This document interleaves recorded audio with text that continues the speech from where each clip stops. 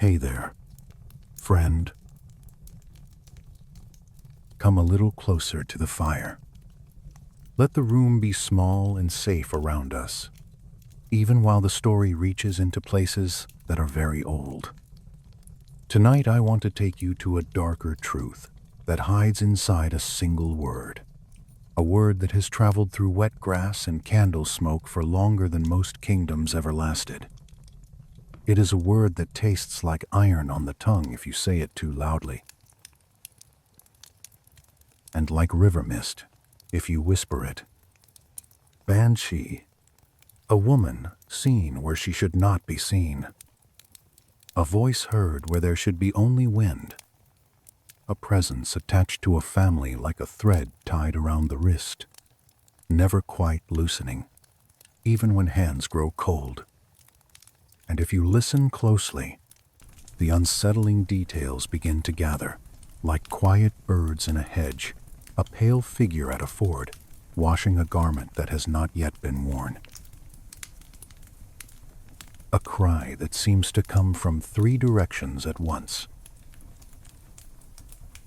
An ancient mound that is said to be a door, not a hill. And names. Names that fall into the night, one by one, like pebbles into deep water. If you enjoy these slow, dark stories for sleep, please take a moment to like the video and subscribe. It helps this little candlelit corner keep glowing for people who need it. Now, settle your shoulders. Let your jaw unclench. Feel the warmth in your hands, even if your day has been long. Breathe in slowly, as if you are drawing in the scent of wood smoke and old paper, and breathe out as if you are letting the last of the noise leave your body. You do not have to be brave.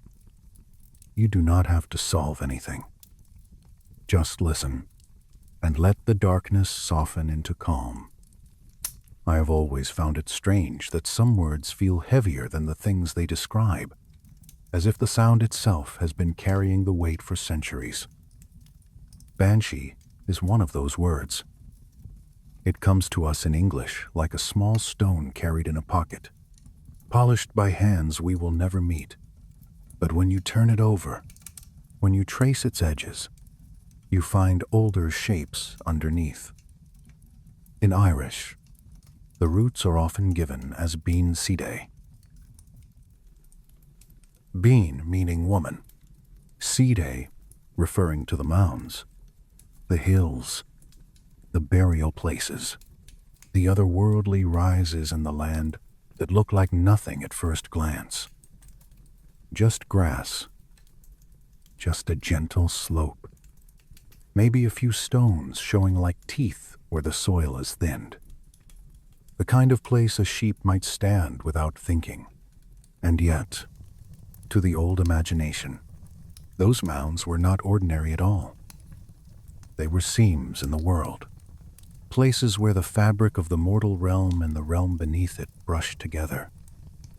If you were standing here with me, and we stepped out into the night, I would point you toward one of those low hills, and you might shrug, because it would not look like a portal.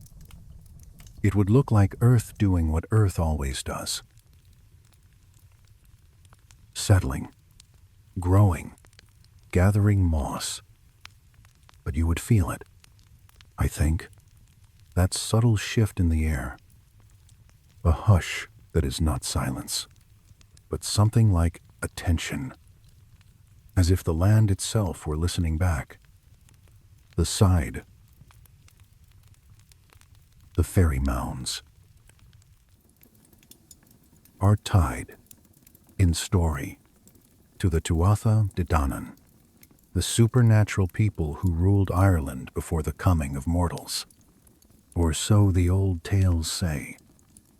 Some scholars treat that as myth layered over memory, a way of speaking about old powers and older tribes. Others keep it in the realm of story, where it belongs, luminous and unprovable. We cannot be sure, and that uncertainty is part of the charm. The way mist makes a field more beautiful because it hides the far edge. Still, the belief clings to place. It always has. A mound is a mound, and also it is not. It is a hill and it is a threshold. And the Banshee, in the most ancient sense, is a woman of that threshold. The earliest written forms that survive in manuscripts, copied by monks with tired fingers and careful ink, show variations of the term, spellings that shift like footsteps on a muddy path. The idea was already there by the time it was set down, already breathed and sung and warned. Writing does not create a belief like this. It only pins it briefly to the page, like a pressed leaf, while the living plant keeps growing elsewhere. Imagine the scribe, a small flame of tallow beside him, the smell of animal skin and iron gall ink, the quiet scrape of a quill. Outside, wind touches the monastery stones. Somewhere beyond the wall, a river moves in darkness. He writes a word that people already fear, already respect. Maybe he pauses. Maybe he swallows. Maybe he tells himself it is only letters. Yet he keeps the lines steady, because that is what scribes do. They hold the world still for a moment. When the word travels forward, into Middle Irish, into later tongues, it changes shape without losing its spine. Bean Sidhe becomes something like Ben Sidhe, then Banshee. Then in English mouths it becomes Banshee. It is a long drift, like a leaf floating down a slow stream. The sound is softened here, sharpened there, yet the image remains.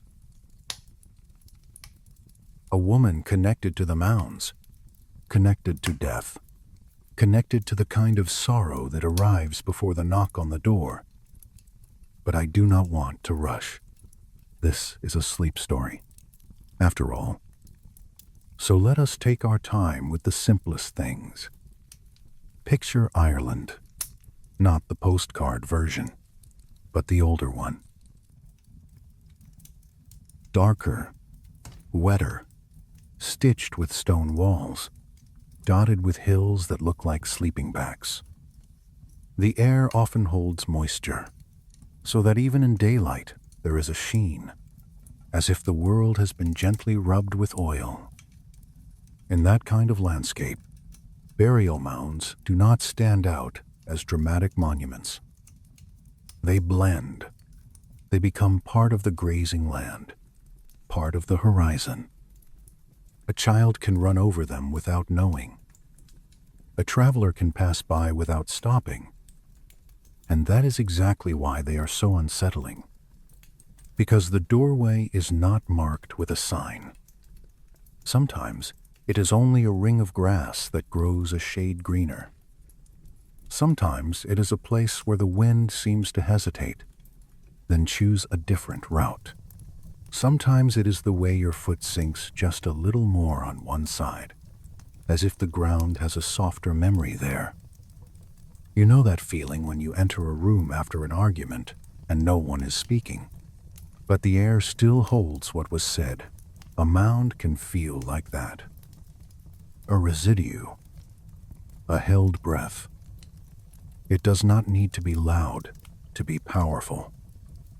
And so, the Banshee belongs to these quiet thresholds.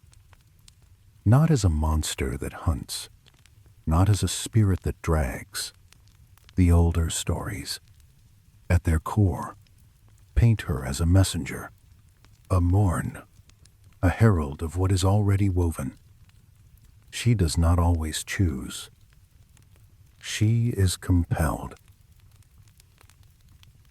Bound to a duty the way certain winds are bound to certain seasons. It might help to think of her as a sound before a storm. The sky does not decide to thunder because it wants to frighten you. It thunders because the pressure shifts, because the air and the water and the heat are moving in patterns too large for one person to command. The Banshee is like that, a symptom of fate in motion. I want you to keep your breathing slow as we go deeper. In and out. If the story tightens around you for a moment, let the firelight loosen it again. Let the candle on the mantle burn steadily in your mind. You are safe. Now, before we step fully into the myths, we should linger on the idea that grief itself has a shape in the human world. Because the Banshee does not rise from nothing. She rises from the ways people have always mourned. Think of a wake. Not the modern, brief gathering, but the older kind, the one that could stretch through long hours. A house with the windows covered, candle flames making the corners move, the smell of bread and whiskey and wet wool, a body laid out, not hidden away, the living keeping company with the dead, because the boundary feels thinner when everyone agrees to look at it. In those rooms, voices mattered, words mattered, names mattered. The story of the person mattered, and so did the story of their people. The old world held genealogy like a rope. It kept you from drifting. In the dark, you held it, and you said, "This is who we are. This is where we come from. This is who we have lost." And sometimes there were women whose sacred work, was to carry that sound. We will get to them. Slowly. For now, let the Banshee remain as she begins a word from the mounds. A whisper that crosses centuries. A quiet figure on the edge of a river, washing something that is not yet ready to be washed. If you listen closely, you can almost hear the first hint of it, far away. Not a scream, not even a wail, but a thin thread of mourning that rides the wind like smoke. And as the night grows deeper, and the fire settles into a steady glow, we will follow that thread back through language, through earth, and into the places where the world is said to open. There are hints, too, that the sound of mourning was once treated almost like a tool, something crafted and taught. It is debated how much we can read into the objects that survive, because the earth is selective, and time is a quiet thief. Still, a carved figure of a woman with her mouth open as if mid-lament, or a small whistle fashioned from bone, feels like a footprint left near the edge of burial places. This is how a myth grows strong. It begins with a need. And the need is simple when someone dies. The world feels wrong, and you want to do something that makes it feel less wrong. So you sing. You cry. You call their name. You gather. You light a flame. You wash the body. You wash the clothes. You wash your hands again and again, as if water might remove the heaviness from your skin.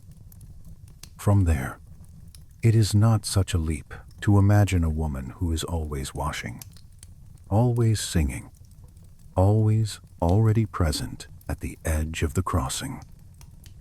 In the older tales, that crossing often happens near water. Rivers and streams are boundaries. A ford is a place where you can pass from one side to the other. but also a place where you must slow down, feel the stones underfoot, listen for the pull of the current. When you step into a river, even shallow, you are reminded that the world moves, that the earth is not as solid as it pretends. And near those fords, the great war goddess appears in many names and many faces. The Morrigan shows up as beauty and as ruin, as prophecy and as hunger. Sometimes she is found washing the armor of a warrior who has not yet fallen, the fabric darkened with a stain that has not yet happened. Sometimes she sings without answering questions, not because she is cruel, but because her role is not to soothe curiosity. Her role is to announce what the thread of fate has already tightened. Honestly, I have always found that detail almost unbearably sad. The idea of knowing what is coming and being unable to stop it. The idea of having to perform your duty anyway. Hands cold in the river, voice lifting into the air while the person you mourn still walks, still thinks tomorrow is theirs. That compulsion, that being bound to a function, becomes one of the signature elements later. The Banshee is not always painted as malicious. Often she is tragic, forever between the living and the dead, perceiving the pattern, powerless to change it. If you let that sink in, it becomes less frightening and more tender, in a strange way, because a Banshee, at her oldest, is not an attacker. She is a warning bell, a morning song that begins early, so the family can gather, so prayers can be said, so the house can be prepared, so the heart is not caught completely off guard. Even that word, keening, it is not merely crying. It is a formal lament, a way of shaping grief into sound that holds both pain and honor. The voice rises and falls with pattern, with breath control, with a kind of craft. Some nights, people said the keening could travel farther than it should. Across fields, over walls, into houses with doors shut. And you know, sound does carry strangely over wet ground. Foe can hold it. Hills can throw it. A voice can seem closer than it is, or farther, or everywhere at once. So when someone told a story about a lament heard at midnight, and the next day a death occurred, it did not need to be invented from nothing. It could grow from the ordinary strangeness of wind and water and human sorrow. And slowly, over generations, the lament becomes not only human, it becomes a figure, a woman attached to the other world, the Sidhe, a woman who knows the family histories, who holds the names like beads in her hand, a woman whose eyes are red not from rage, but from a sorrow that has lasted so long it has become part of her face, a woman who appears, sometimes, not in a hall, not by a bed, but out by the river, washing, just washing. And that is where we will go next, into the human world of the professional mourners, the women who could recite genealogies like prayers, who were paid in bread and cloth and silver for their voices, and into the thin place where a living craft becomes a supernatural role. For now, let the fire breathe with you. Let the room stay dim, and listen for the water beneath the story, always moving, always carrying the sound along. The fire has settled into a quieter burn now, the kind that makes the logs glow from the inside. If you are listening in the dark, let that glow be your anchor. If your eyes are closed, imagine the slow rise and fall of it, like breath. Because the next part of the story is not about a ghost at all. It is about work.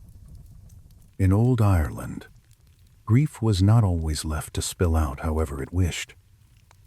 It could be held, shaped, guided, almost the way a skilled hand guides molten metal into a mold. There were women whose role was to mourn, not as a private act, but as a public craft, something learned and practiced and passed down like any other art. They were keeners. In Irish tradition, you may hear them called Mna Caionte, women of lamentation. And before anyone turned them into a supernatural figure, they were living, breathing people, arriving with wet hymns and tired eyes, and a knowledge that ran deeper than the family who had hired them. It is easy to imagine them as theatrical, and sometimes they surely were, because sound needs presence. But I want you to picture something slower. A woman stepping into a house where the air is thick with smoke and whispered prayer. She pauses at the threshold, feeling with her whole body whether her voice will be welcomed. She sets down a small bundle, maybe a shawl, maybe a strip of cloth to tie back her hair. She takes a breath that seems too deep for the size of the room, and then she begins, not loudly at first, but in a tone that invites everyone else to breathe together. The first notes are often the most important. They tell the room, you are allowed to grieve. You are allowed to make sound. You are not alone with this. Awake, in the older sense, could stretch long. For important figures, the lament might continue through the night and into the next day, with shifts, with food passed from hand to hand, with the dead kept at the center like a still stone in the current of the living. People would come from miles away. The road outside would turn to churned mud. Footsteps would thud, then soften, then fade again. Dogs would bark once and then hush, as if even animals understood the tone of the house. In those gatherings, the keener did more than cry. She carried memory. Genealogy mattered in a way that is hard to feel in the modern world. Names were not merely names. They were claims. They were proofs. They were the thin line between belonging and being lost.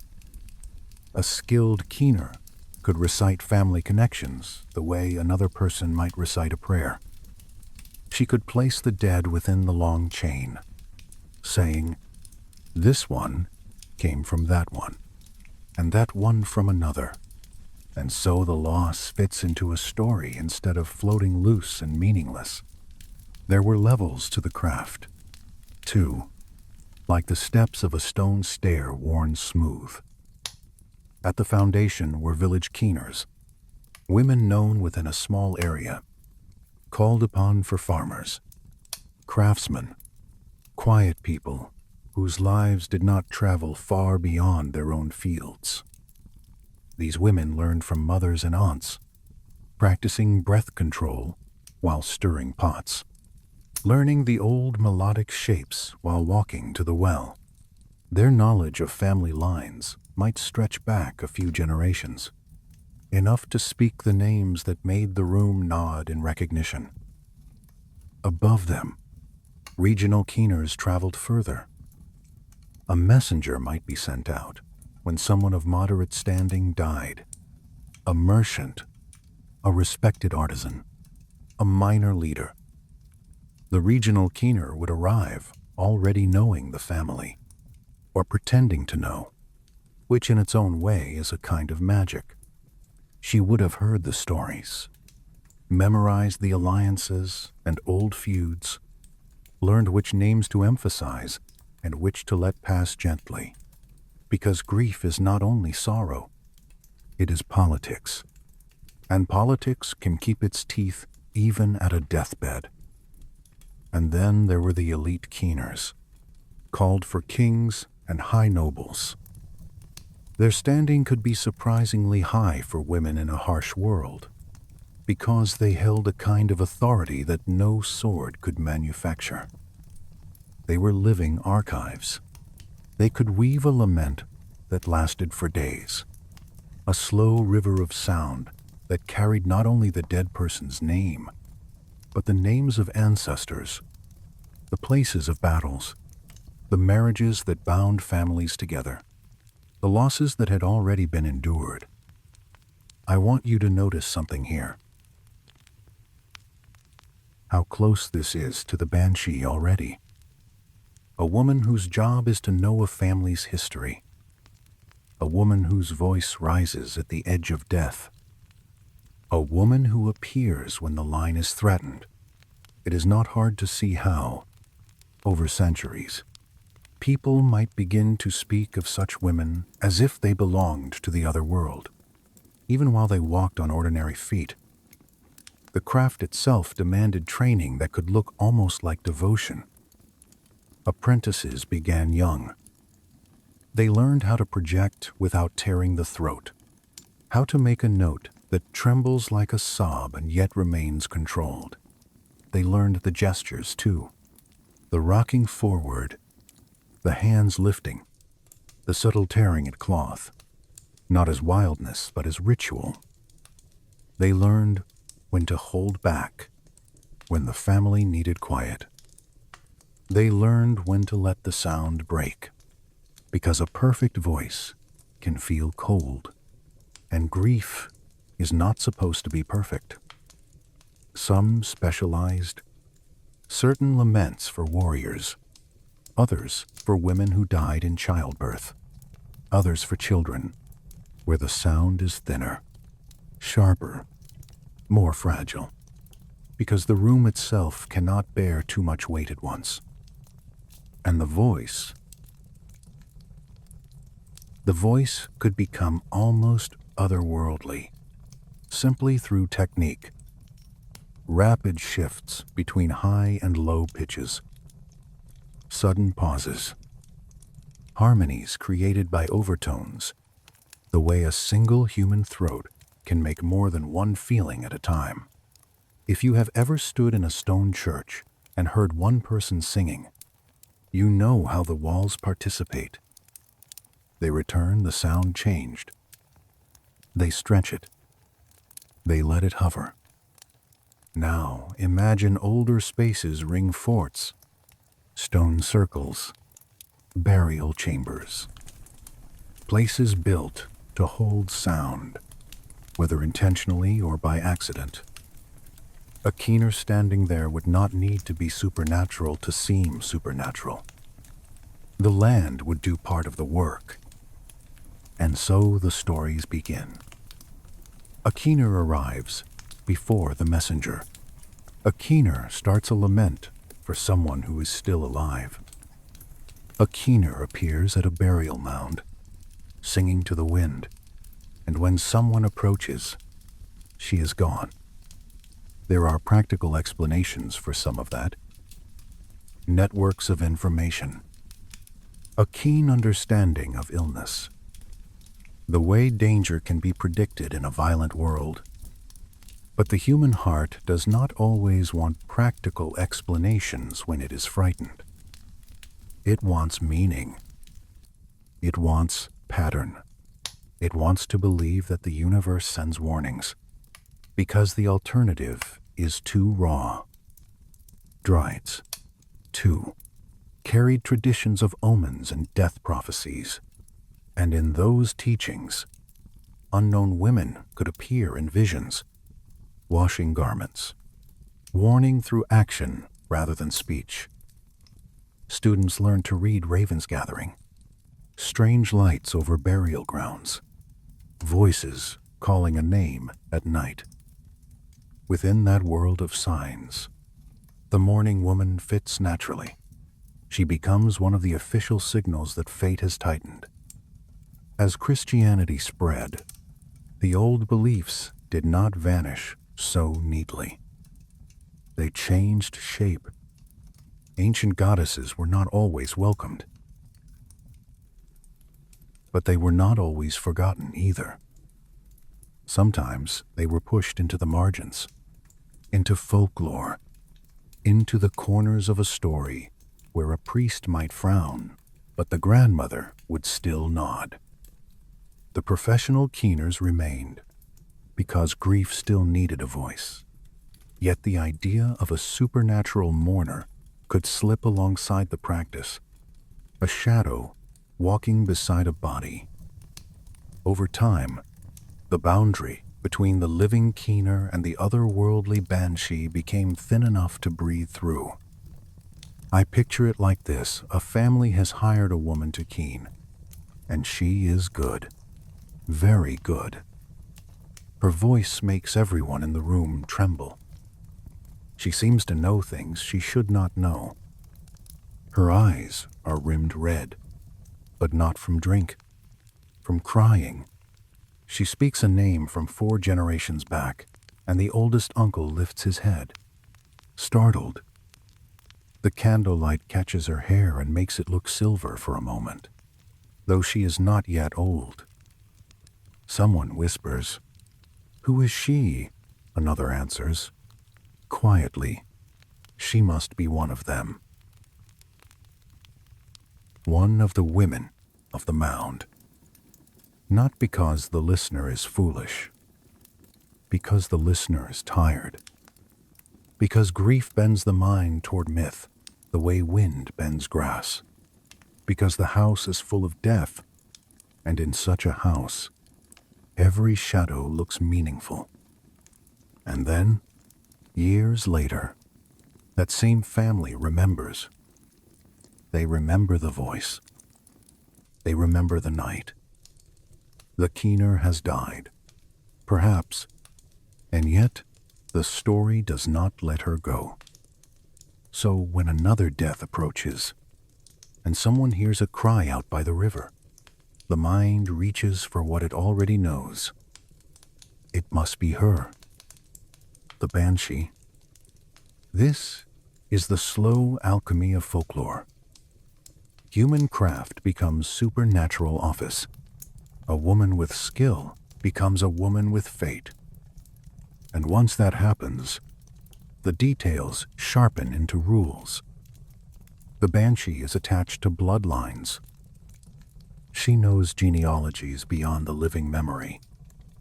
She appears at liminal places, mounds, fords, crossroads, churchyards where the dead sleep under stones. She chooses her timing not by whim, but by necessity, arriving at night, at dawn, at the hours when the world feels thinnest. And her voice carries information. Some people described gentle weeping, like a mother in the next room, steady as a heartbeat. That kind of sound, they said, meant an elder would pass peacefully, that there would be time to gather. Other times the keening was more complex, rising and falling like illness, breaking like an accident, as if the sound itself could mimic the way life is interrupted. And sometimes, in the stories, there was the shriek, the one that feels like it comes from everywhere, the one that makes dogs howl and a candle gutter, the one that seems to warn of sudden violence, of battle, of treachery, even when no battle is visible. The fear of it, the memory of it, is still in the soil.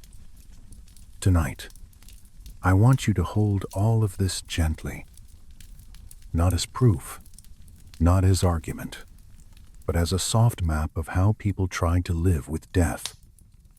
A map made of breath, a map made of voice. And in the next part, we will start to follow the Banshee as she becomes more than a general mourner. We will watch her attach herself to the oldest families, the dynasties who cared so much about blood that they invited a supernatural witness.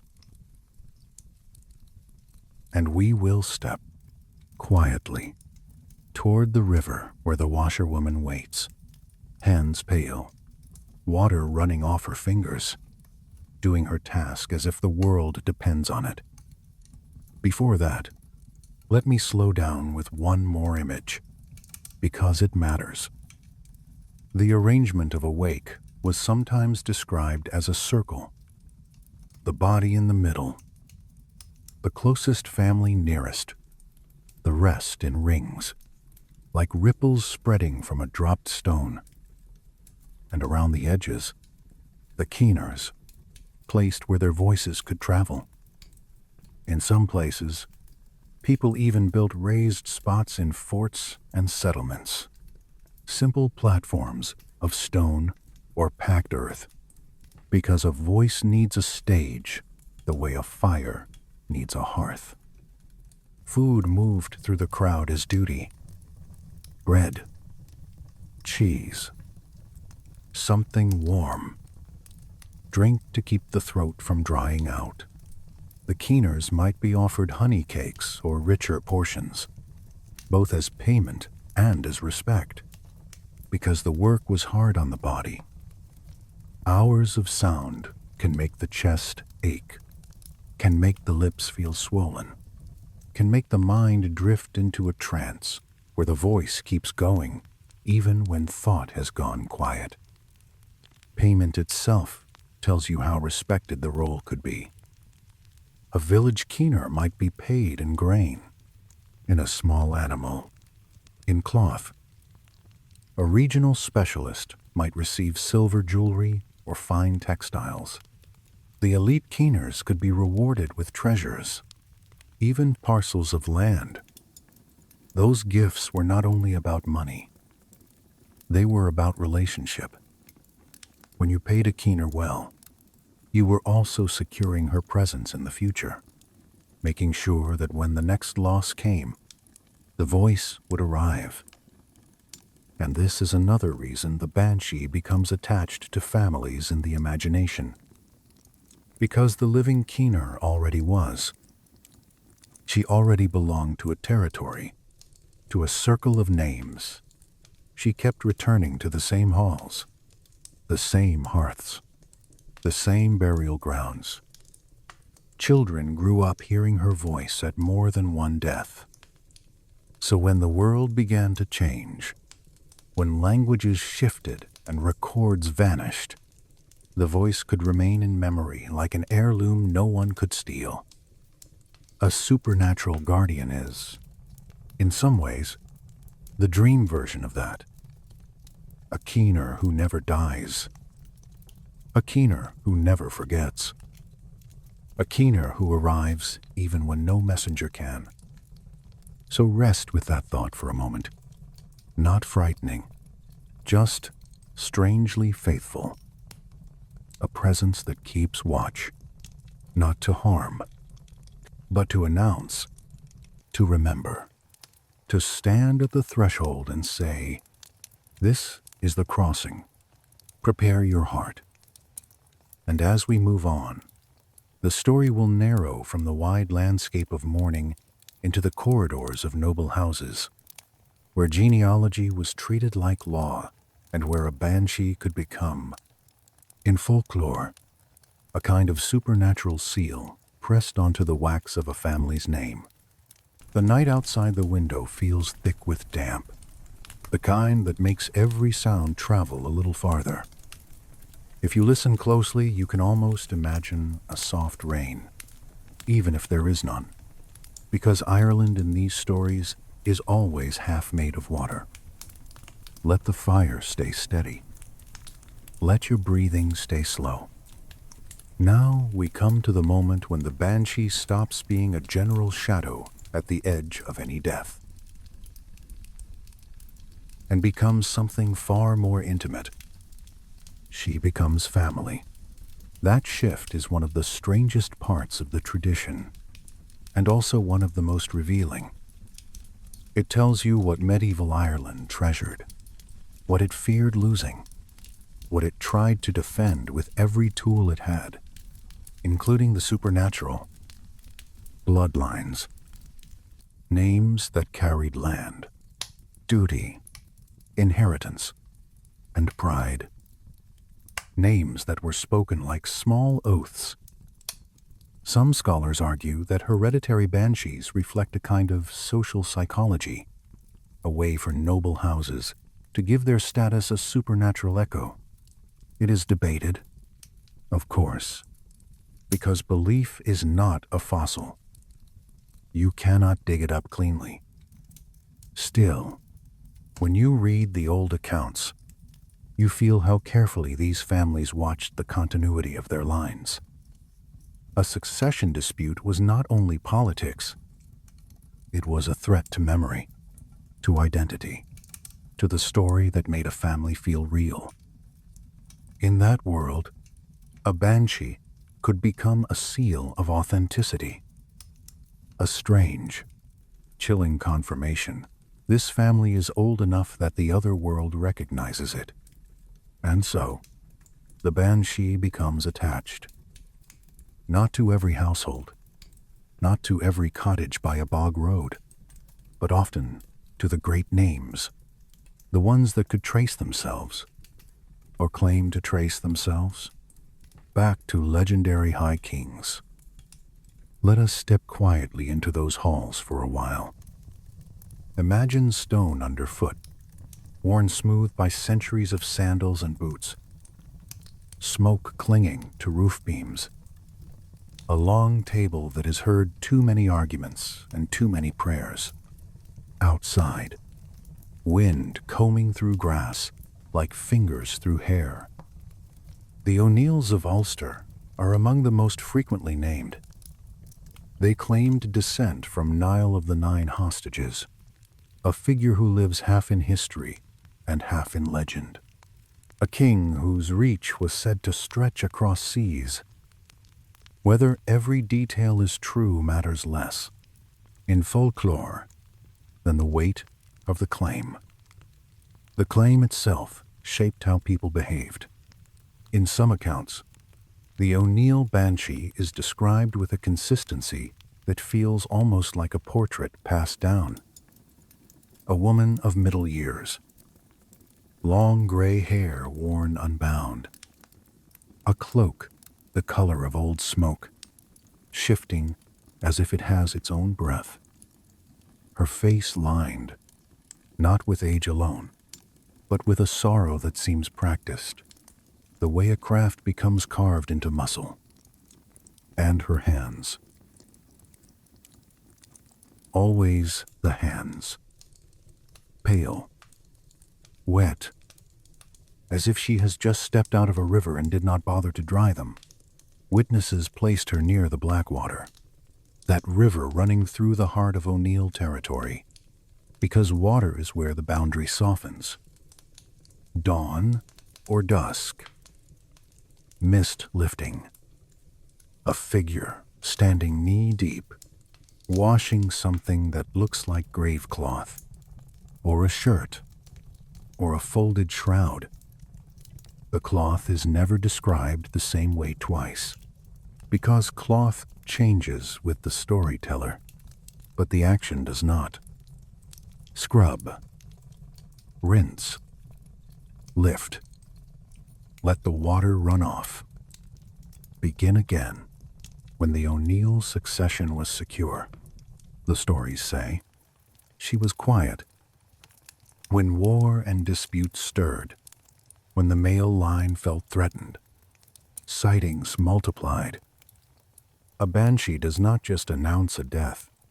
In this version of the myth, she announces instability. She is the sound of a dynasty catching its breath. It is a dark thought, but also a strangely gentle one. A supernatural guardian who responds to fracture, who keens for the line itself as much as for the individual. Then there are the O'Briens of Munster, the line that looked back toward Brian Boru, the king whose name is stitched into Irish memory alongside the Battle of Clontarf.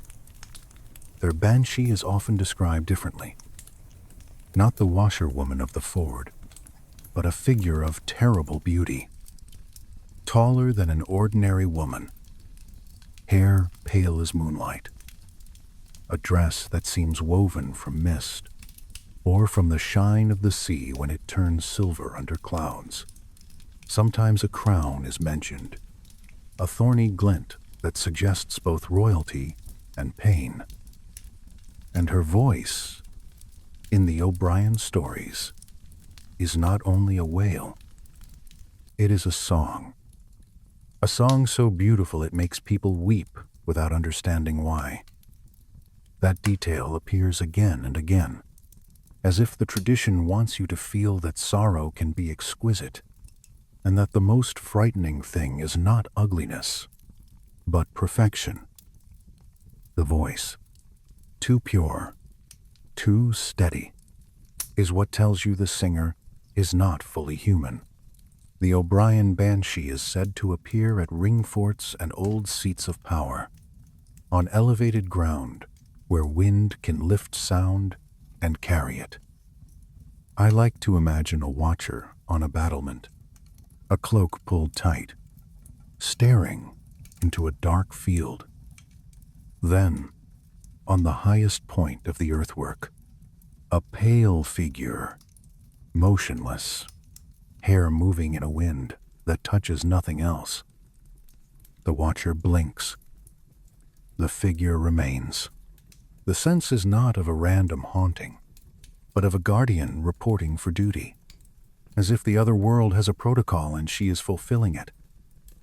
The McCarthys, also of Munster, are given another kind of banshee altogether in some traditions. Their supernatural guardian is described as old, scholarly, almost severe, a keeper of memory rather than a singer of doom. In a great hall, when a death approaches, she might appear carrying something like a scroll or a book. She recites genealogies in archaic language, words that living ears cannot fully hold. Think about the hush that would fall over a room when someone begins to speak in a tongue your grandmother half remembers but cannot translate. That hush is a kind of spell. It turns everyone into a listener. It reminds them they are small in the face of deep time. And the O'Connors, the descendants of the last native high kings in some tellings, have a banshee that appears almost like a queen. Crowned, robed, carrying a kind of authority rather than simple sorrow. She points, sometimes, toward those destined for greatness or doom, and she walks the ancient earthworks as if she owns them. Because in myth, she does. There is also the O'Grady tradition, which is the one I return to in my mind when the story gets too heavy, because it carries a strange balance. The O'Grady Banshee is sometimes described as twins, two figures, always together, one young, golden, alive with promise, the other ancient, white-haired, full of gathered memory. They stand on either side of the one who is marked by fate. Their keening creates harmonies, not unlike two voices in a church, one higher, one lower, the sound weaving into something that feels larger than either singer. It is haunting, yes, but also oddly comforting, because it suggests that death is not only loss, it is also continuity, youth and age, beginning and ending, standing together like two candles on the same table. You might notice the pattern now. Each hereditary banshee reflects the identity of the family she serves. A river guardian for a dynasty tied to territory and war. A singer for a line proud of kingship and battle glory. A genealogist for a house obsessed with record and memory. A queenly figure for those who claim sovereignty. This is not random. Folklore rarely is. It is a mirror. And then, because people love order, the tradition begins to sort banshees into forms. Not just different families, but different faces the same being might wear.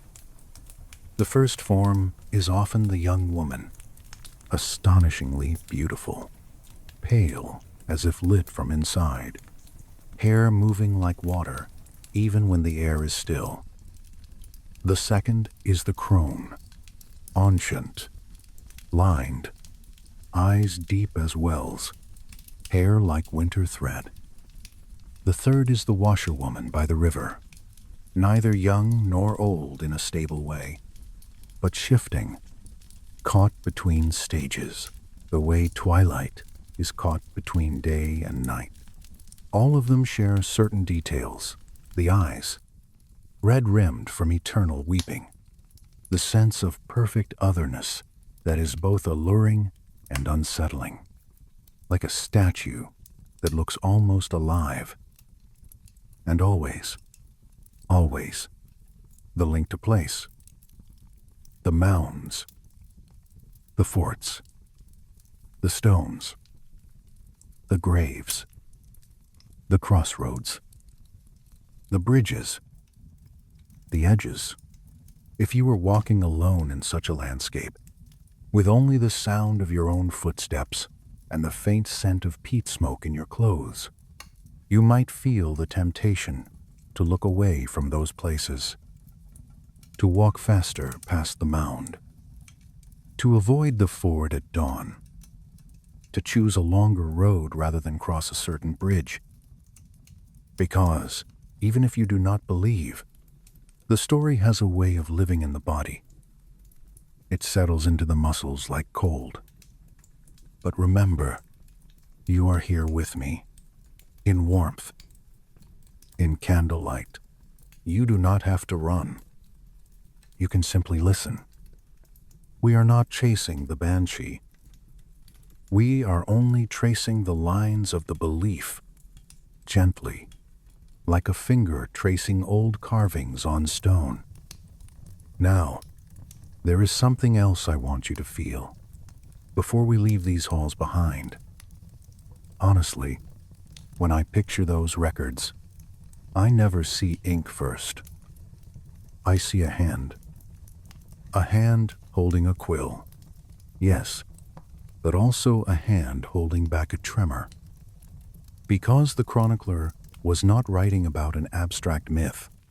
He was writing about his own roof, his own walls, his own lord, his own future meal. In a world where power decided whether you ate, a prophecy about the death of power was not entertainment. So let me slow this down with you. Picture a household at the edge of evening. Damp cloaks hanging by the door. Dogs settled. A knife tapping softly on a board as someone prepares food. Nothing dramatic, just life.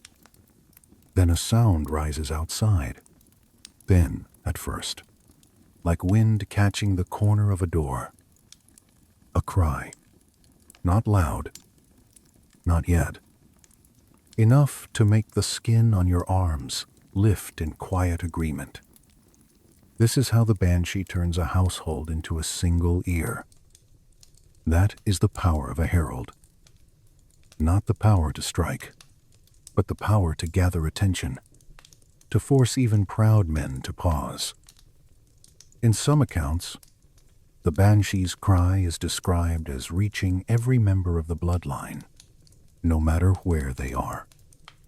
a cousin miles away in another hall, a son on campaign, an old aunt in a distant cottage.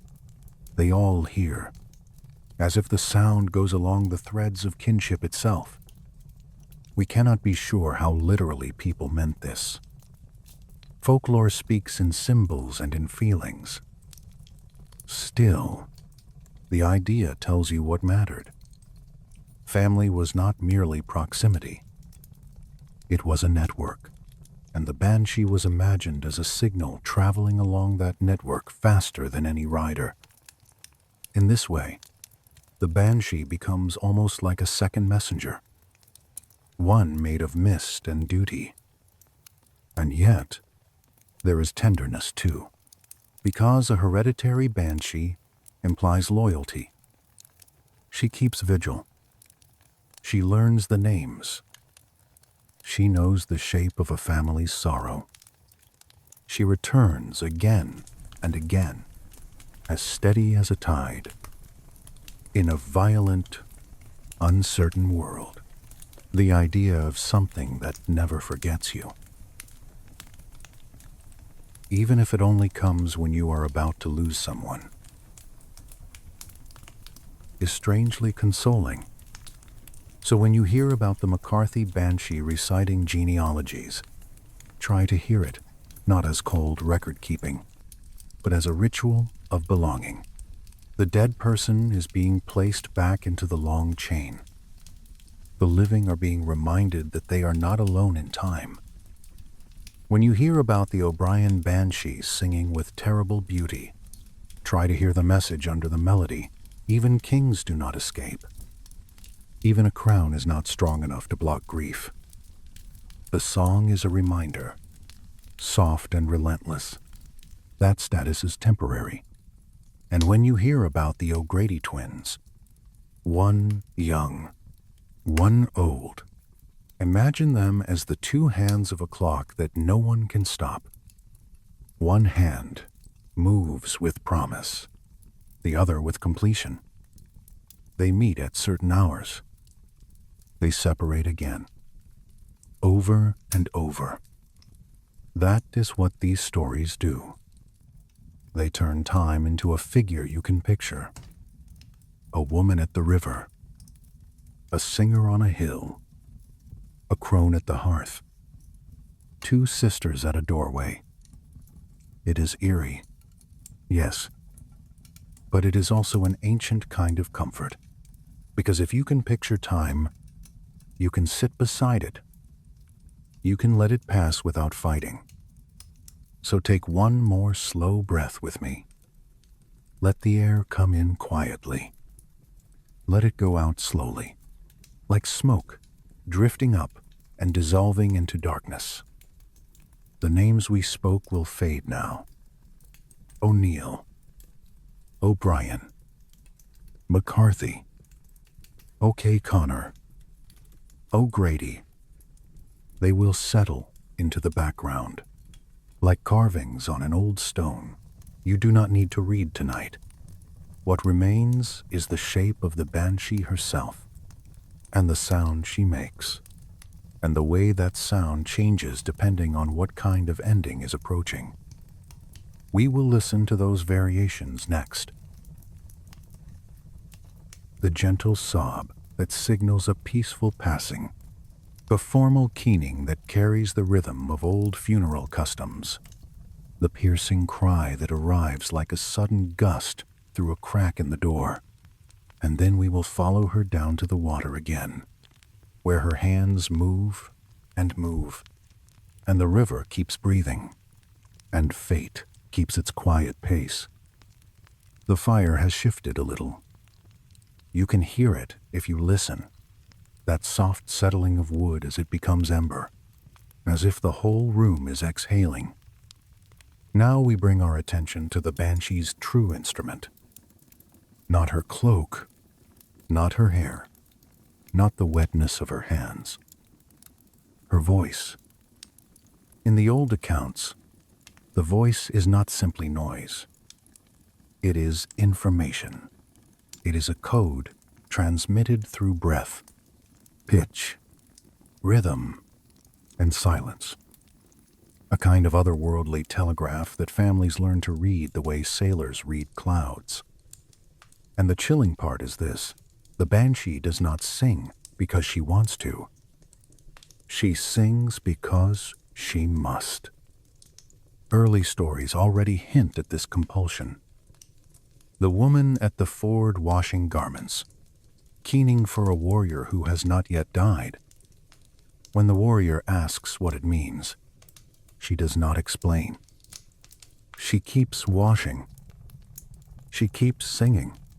It is as if she is bound to the action, tied to the thread of fate like a bead on string that cannot slip off. That helplessness is easy to miss, because we tend to focus on how frightening the Banshee is to mortals. But if you look gently, you can see the tragedy on her side too. She perceives what is coming and cannot change it. So let us listen to the range of her sound, the way tradition divides it. Not neatly, but with enough consistency that people began to treat it as a system. There is the softest form first. Not a wail. More like quiet weeping, the kind you might hear from someone sitting alone in a corner after everyone else has gone to sleep.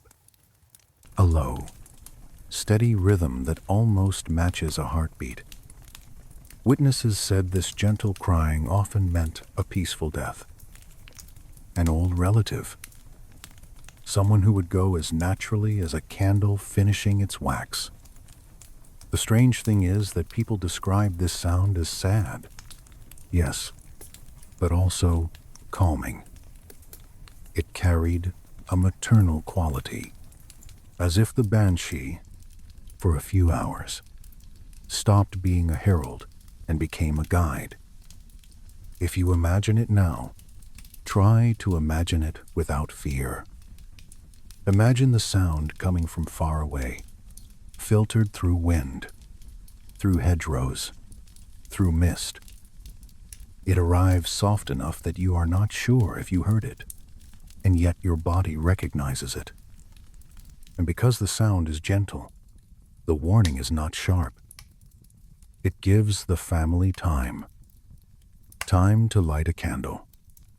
Time to send for a priest. Time to gather distant relatives. Time to clean the house.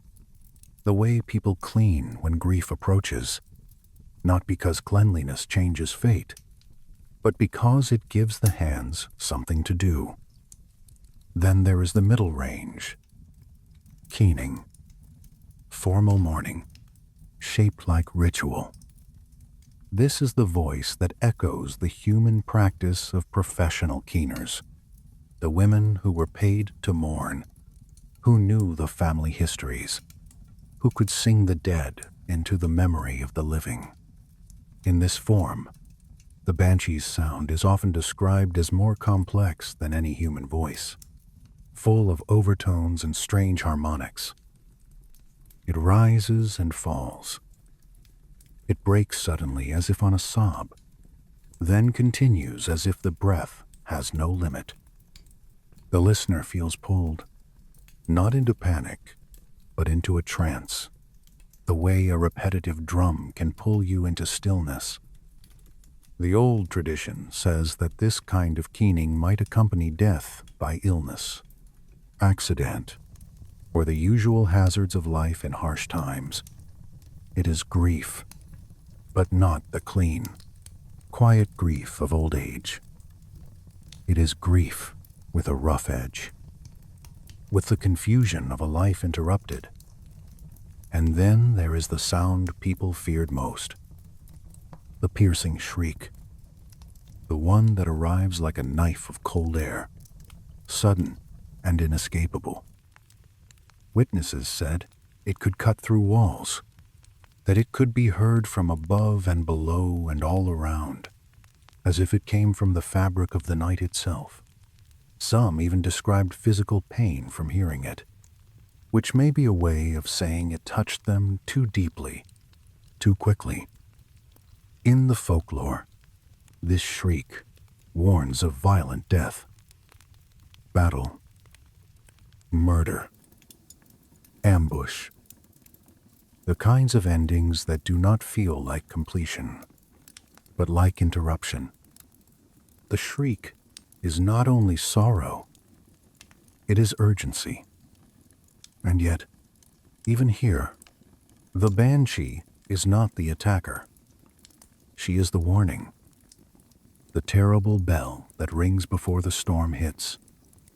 Tradition added other layers of meaning. 2.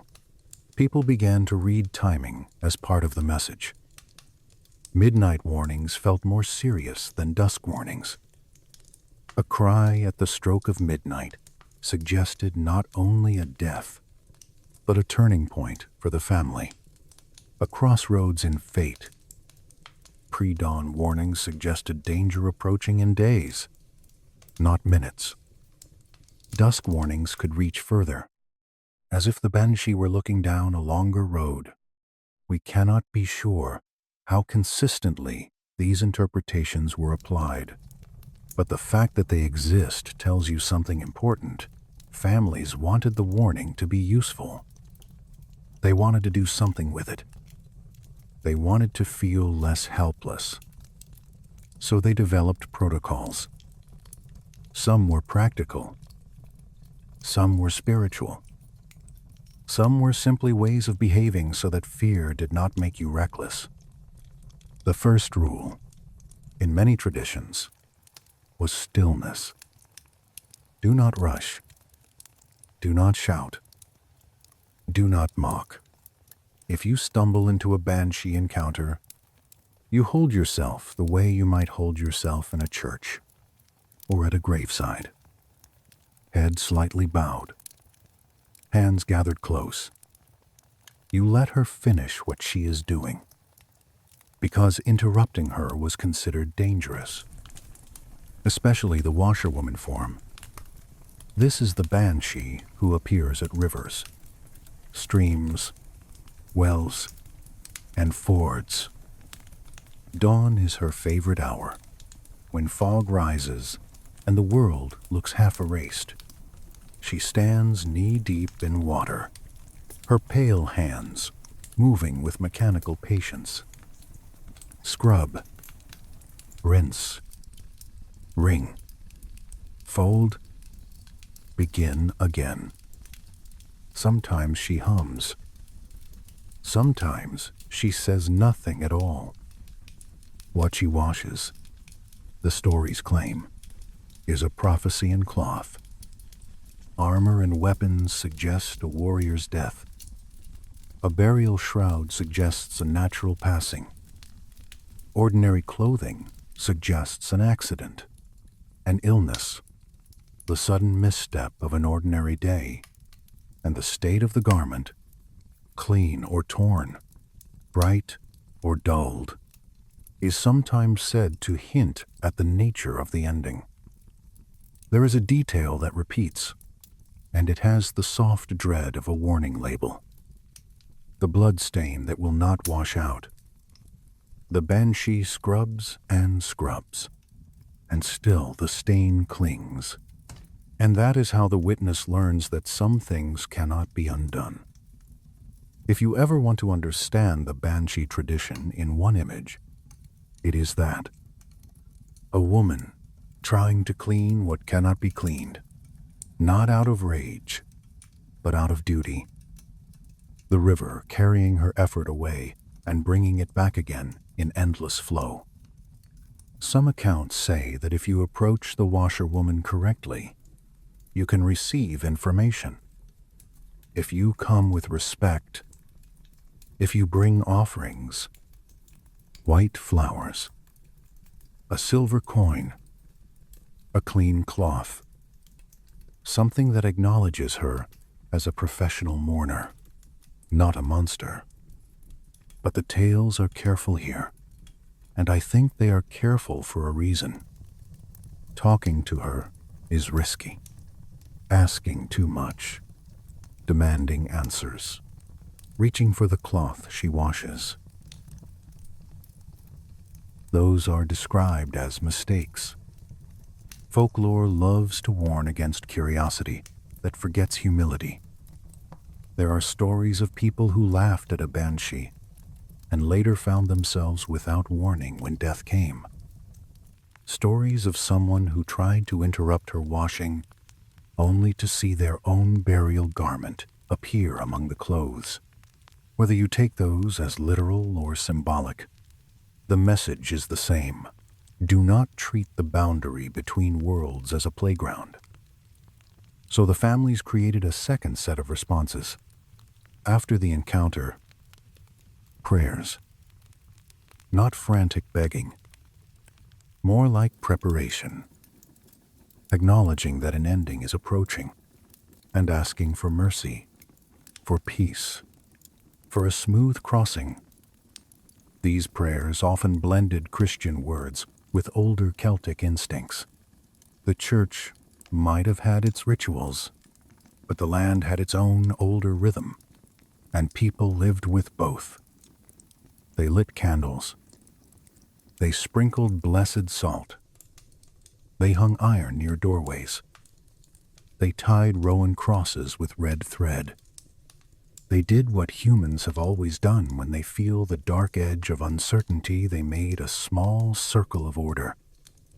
Iron, in particular, appears again and again as protection. Some traditions say the other world is uncomfortable with it, that iron disrupts the delicate energy that allows spirits to cross. A horseshoe above a door, a knife on a windowsill, a poker resting near the hearth. Simple objects, given a second meaning. Rowan wood, too, appears as a quiet guardian. Berries, like tiny drops of red.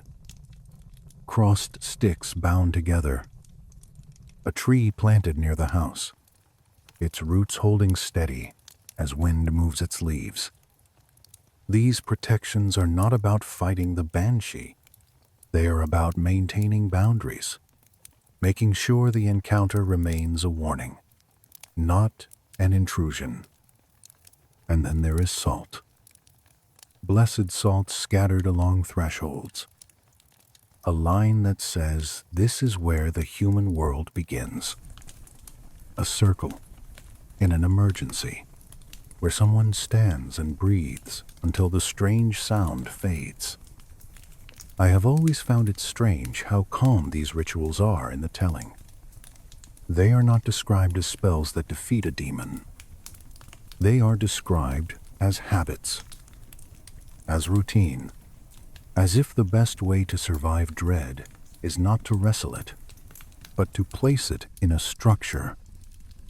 In that, the Banshee story becomes less about horror and more about coping. A mythology of grief management.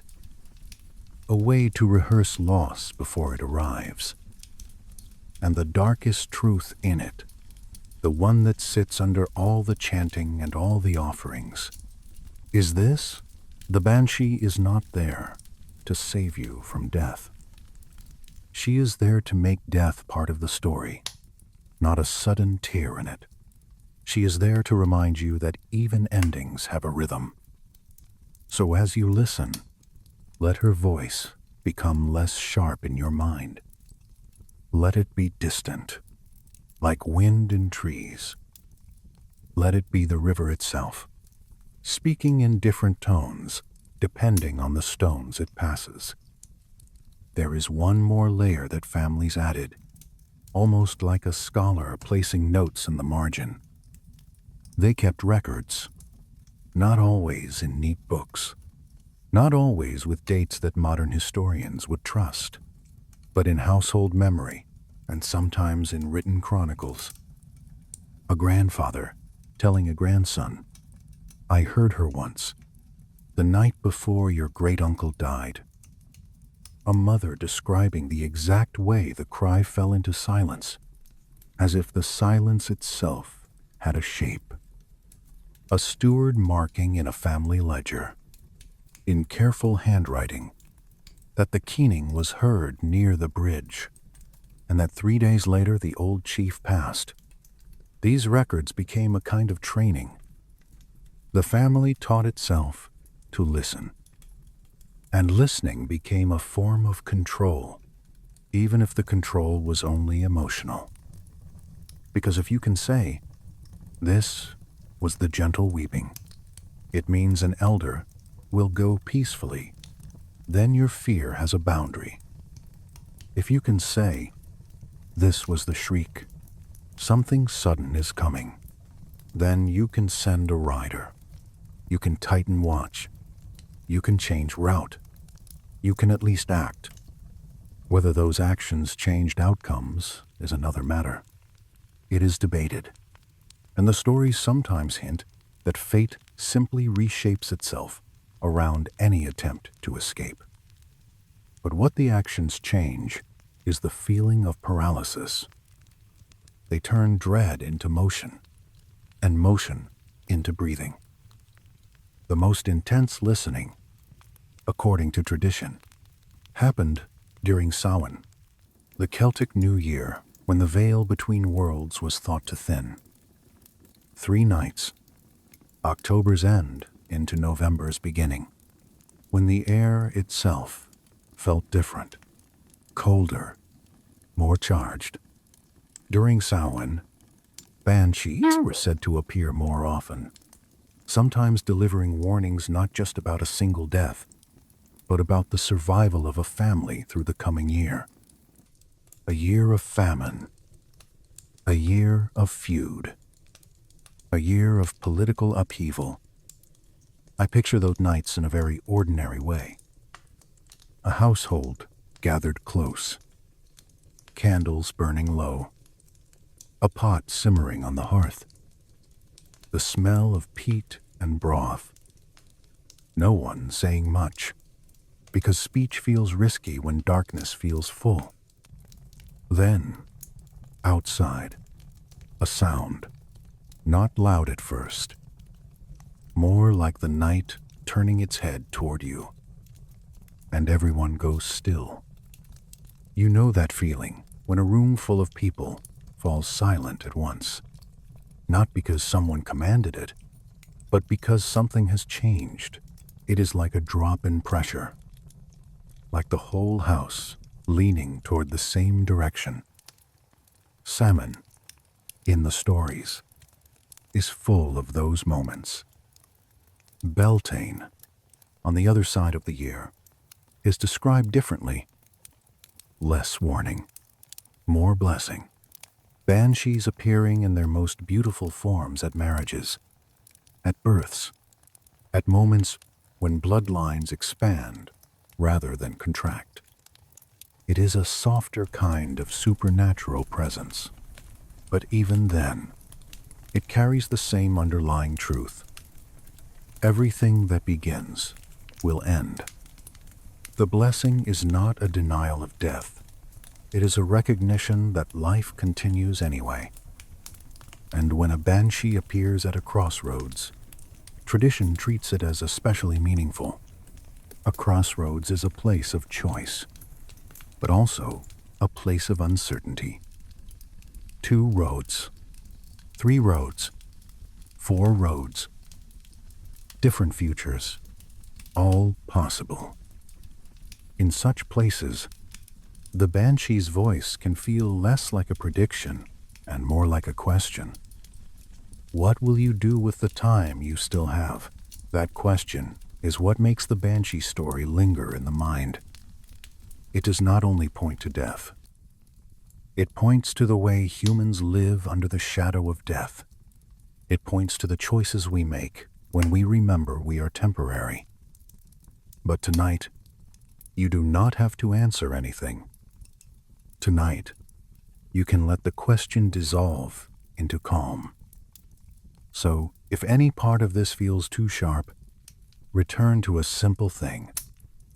The sound of the fire, the slow rise and fall of your breath, the imagined river, steady and patient, moving past stones without argument. The banshee's voice, no matter what form it takes, is still only sound.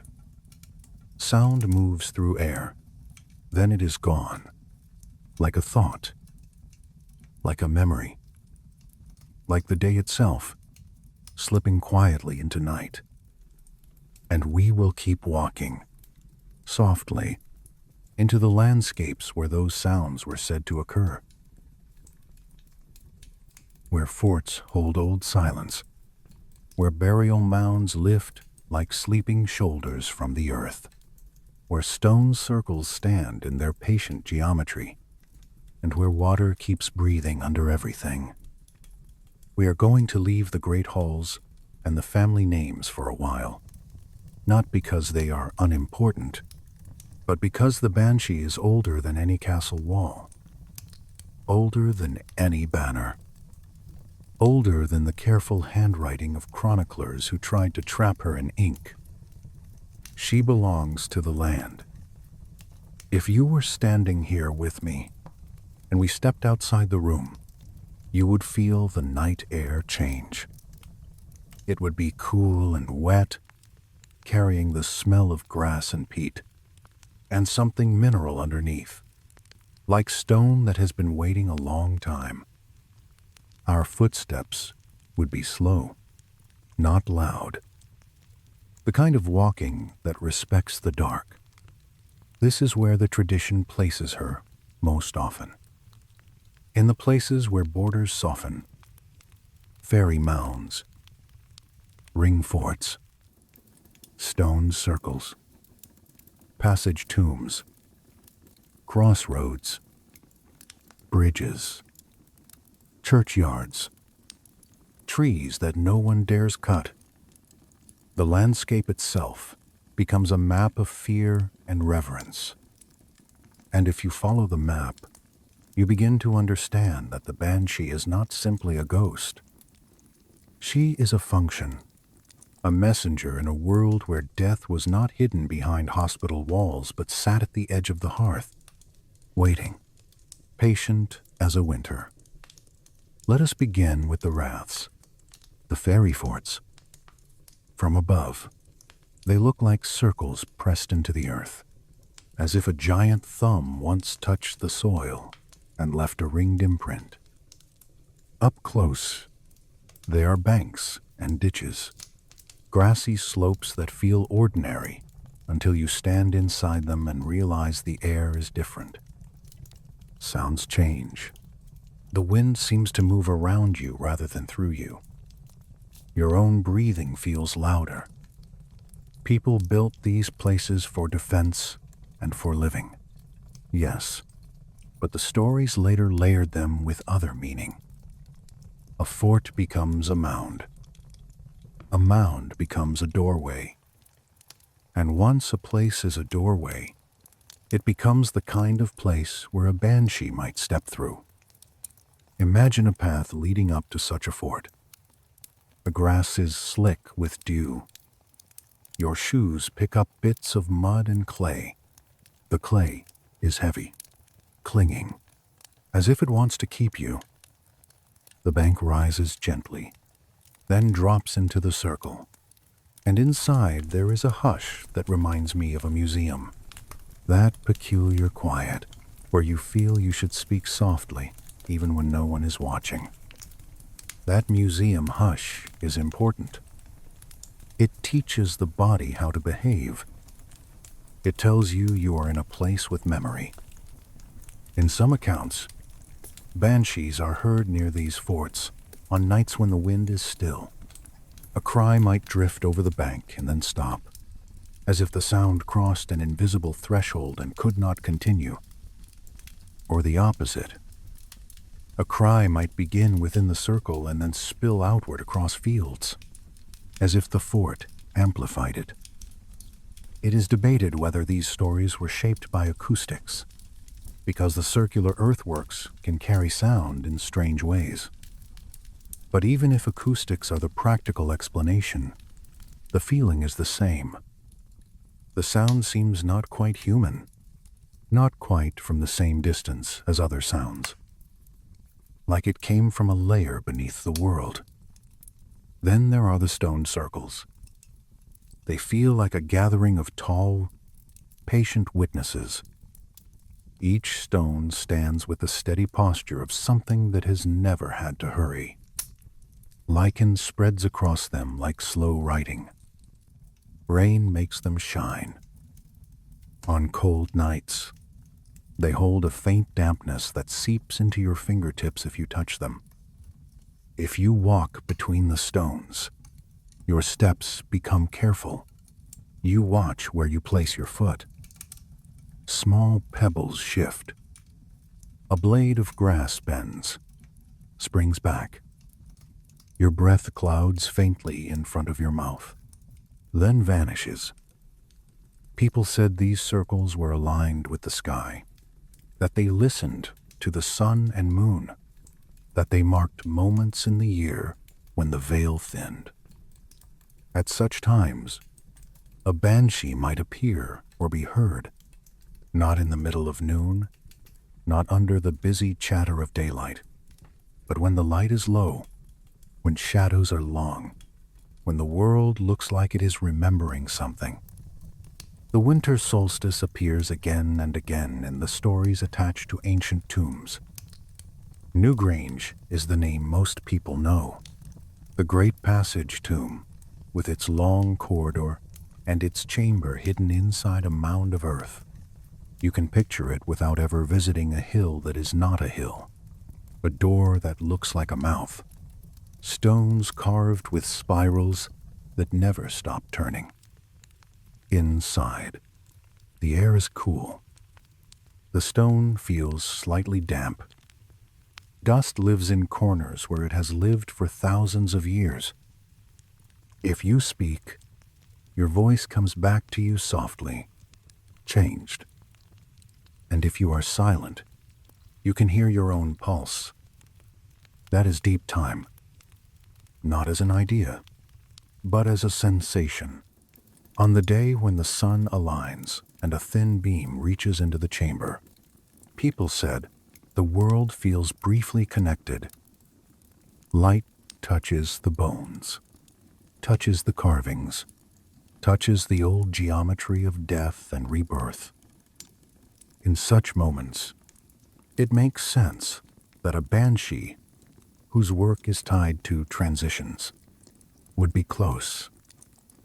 Not necessarily shrieking, sometimes only a whisper of keening in the mind of someone standing there, as if the stone itself remembers the sound. Burial grounds, in general, are where the banshee seems most at home. Not because she is cruel, but because she is practical.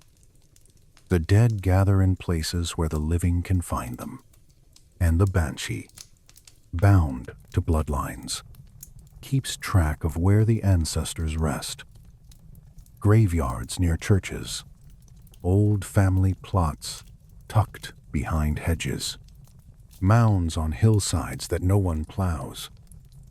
These places store names, even when the names are no longer spoken. If you walk through a churchyard at night, you notice small details. The way stones tilt, the way grass grows a little taller where no one steps, the scent of wet earth, the cold of metal on a gate, the tiny clicking sound a latch makes when you touch it, the candlelight of a lantern, if you carry one, throwing moving shadows on carved letters. In folklore, a banshee might be heard near such a place, and the sound is sometimes described as less violent, more steady, as if she is already in the role of guide, helping the living accept that soon one more name will join the quiet rows. Crossroads and bridges are different.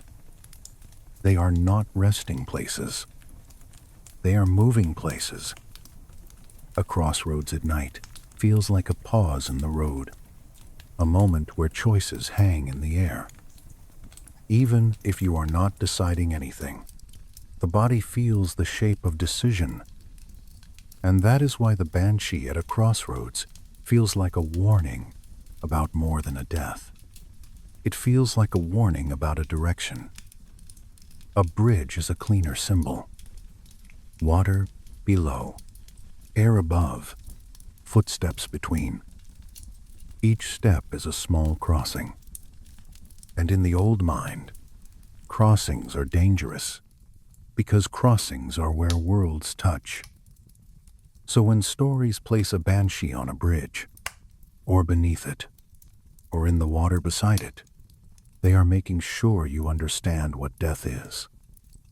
A crossing that cannot be reversed. Then there are the sacred trees. The oak, the ash, the hawthorn. Trees that live longer than a person can imagine. Trees that watch wars come and go the way humans watch weather. Their bark holds the touch of centuries. Their roots wrap around stones and bones and forgotten offerings. Some families would never cut a solitary hawthorn in a field. The tree becomes a boundary marker, a polite sign to the other world. This place is yours. And in return, the household might feel protected, or at least feel that they have respected the old agreement. The banshee, in these stories, appears near such trees as if they are landmarks for her, like tall posts on a road only she can see. The wind moves the branches. Leaves whisper. A cry threads itself through the sound, and then the tree stands again, still. All these places share one quality: they are layered. A fort is a home and a mound and a doorway. A tomb is a burial place and an instrument of light. A bridge is timber and stone and symbol. A tree is wood and memory and warning. The banshee belongs to layered places because she is herself layered. She is mourner and messenger, guardian and omen, beautiful and terrible, young and old, human-shaped and not human. Now, the tradition does not only describe where she appears, it also describes how people respond when they think she is near. This is where the old protective practices enter, and they are quiet, almost domestic. Iron is the first. A horseshoe above the door. A nail driven into a frame. A small knife laid on the sill. These things are ordinary until fear gives them a second purpose. They become lines and corners in a house's invisible fence. Rowan is the second. A small cross of rowan twigs bound with red thread. Berries dried and kept in a pouch. A young rowan planted near the house so its branches can hold the wind like a net. People said rowan guards against hostile forces. I like the idea that a tree can guard, not by fighting, but by simply standing where it is planted, doing its work. Salt is the third. Blessed salt if you can get it, and if you cannot, then salt with a force of intention poured into it.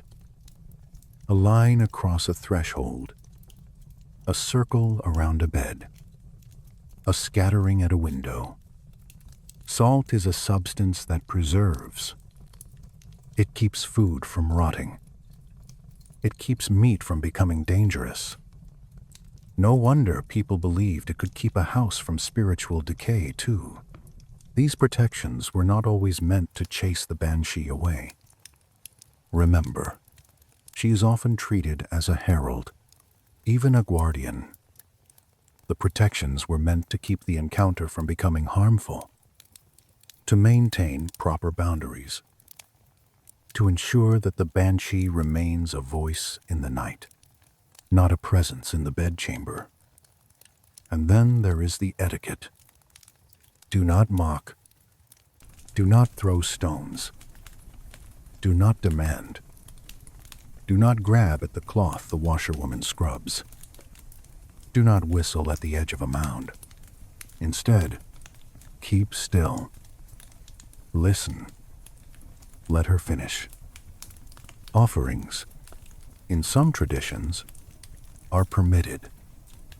A white flower, a silver coin, a clean cloth, not as a bribe, but as a sign I recognize your role. I respect your work. I have always found that strangely human. Even when faced with the other world, people fall back on manners. They try to make a relationship. They try to create a small exchange, because an exchange feels safer than pure helplessness. So if the banshee is heard, the family gathers quietly. They speak softly. They light a candle. They count the days, not with a calendar in hand, but with the old method of feeling. The next dawn, the next dusk, the next midnight. Shrinking numbers. 3 nights. 2 nights. 1. And while they wait, life continues in small gestures. A kettle filled. A cloak hung. A child carried from room to room. The sound of footsteps in a corridor. The smell of bread. The taste of salt. The brush of dust on a shelf. The way candlelight trembles when someone passes. These details are what make the Banshee story a sleep story. Honestly, because it takes the largest fear and sets it among the smallest actions. It says, yes, death is coming, but the fire still needs tending. The floor still needs sweeping. The river still breathes outside the door. And the listener can let the dread dissolve into the rhythm of those tasks, into the rhythm of breath. Now, as we move forward, we will widen the map, because the Banshee does not only belong to Ireland in the way people imagine. She has cousins, echoes, related spirits in Wales, Scotland, and Brittany, and their voices move differently through different landscapes. In the next part, we will follow those echoes, and then return again to Ireland, to the hour before dawn, where mist rises and a washerwoman's hands keep moving, patient as time itself. Before we leave this landscape, I want to linger at the river for a moment, because water returns in these stories like a refrain. Water as boundary. Water as mirror. Water as something that carries sound. Picture a ford at dawn. The sky is pale, not yet blue, more like watered milk. Mist floats just above the surface and moves in slow sheets, the way a curtain moves when someone breathes behind it. The river makes a quiet, constant sound, not dramatic, just steady. A river doing what rivers do. You step closer and the stones under your feet are slick. You can feel the cold through the sole. You can smell iron in the water, and wet moss, and a faint sweetness from reeds. A bird calls once, then stops, as if it remembered the hour and decided to be polite.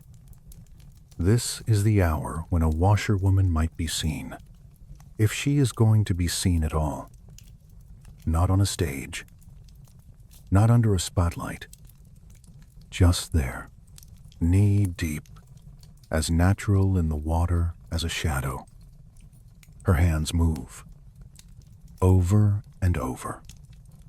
Cloth against stone. Cloth against stone. The sound is small, almost soothing, and if you listen too long, your mind might start to drift. like it does when you watch waves or listen to rain on a roof. And then you notice what she is washing. A sleeve that looks too familiar. A strip of cloth, the color of old bone. A cloak with a clasp that suggests a family you have heard named in stories. If you feel a shiver, that is normal. It is the body realizing it has recognized something it did not want to recognize. But even then, the scene is not frantic. It is methodical. It is fate expressed as repetition. In that repetition, there is a strange mercy. You are allowed to see the warning slowly, as if the world is giving you time to accept it. And when the washerwoman lifts her head, if she lifts it at all, her eyes do not glare. They look past you, into the line of the river, as if she is watching something coming from far away. So you do not run. You do not shout. You stand as still as a stone circle. You listen to the water.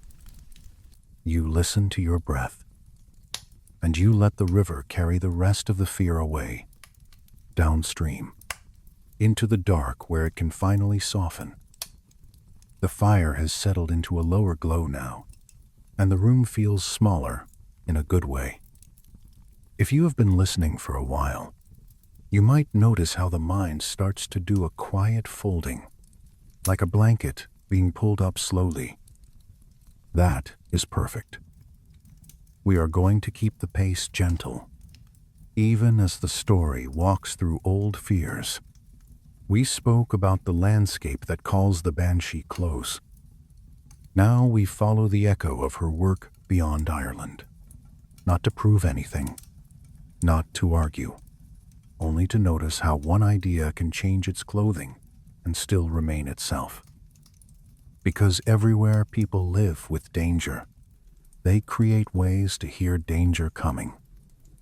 In Wales, the stories speak less of a woman you see and more of a sound that finds you. A voice that runs along valleys. You can picture a Welsh hillside at night, dark grass moving under wind. The wind squeezes through narrow passes and makes its own music, low and mournful. If you have ever heard wind in a chimney, you know how it can sound almost like a voice, almost like words. The Welsh tradition leans into that uncertainty. The sound is called by different names in different places, but the feeling is consistent, a warning that rides air. Sometimes the warning is not for one person, but for a community. A village near a mine. A settlement near a river that floods. A string of houses along a road where carts have overturned before. It is not hard to see how this happened. In mountains, sound travels strangely. Echoes bounce. A single cry can seem to come from several directions at once. And when a collapse happens in a mine, or a storm takes a life, the mind looks backward and says, I heard something. I heard it. I just did not understand. So the sound becomes a messenger, not always a banshee in the Irish sense, bound to a single bloodline, but a cousin spirit, a communal herald. Some scholars suggest these beliefs grew as much from landscape as from myth. I believe that is true, and also not the whole truth. A landscape can shape a belief, yes, but the belief also shapes how you walk through the landscape. Once a valley is known for a death cry, you step differently. You talk differently. You listen more carefully. In Scotland, the echo becomes more personal again, tied to clans, tied to tartans, tied to the idea that a family is not just a household, but a world. You can imagine the Isle of Skye, where the sea is always nearby, even when you cannot see it. The salt air gets into everything. Stones shine with moisture. A castle wall feels cold, even in summer. In some Highland stories, a banshee appears with a comb, standing at a window or walking a battlement before dawn. She is not rushing. She is arranging her hair as if she has all the time in the world. And in a way, she does. The comb itself becomes a detail people whisper about. Silver, bone, something that glints when it catches moonlight. The act of combing is intimate, almost tender, and yet it signals doom, because it is preparation. A tidy ritual before a crossing. These clan spirits are said to know genealogies too. Not written genealogies, not lists, but living lines of connection. Who belongs? Who has drifted away? Who has returned? Who carries the blood?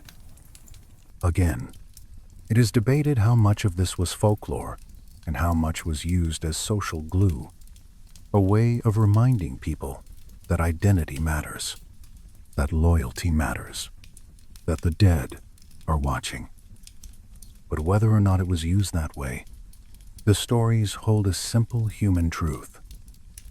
In harsh places, families become shelter. And when shelter is threatened, the mind creates guardians. Then we cross the sea to Brittany, and the figure changes again.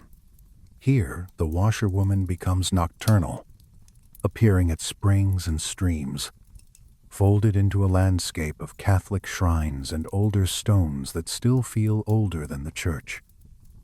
I like this part of the tradition because it shows how beliefs survive by changing their language. In Brittany, the warning spirit can stand near a chapel, and no one has to say she is a goddess.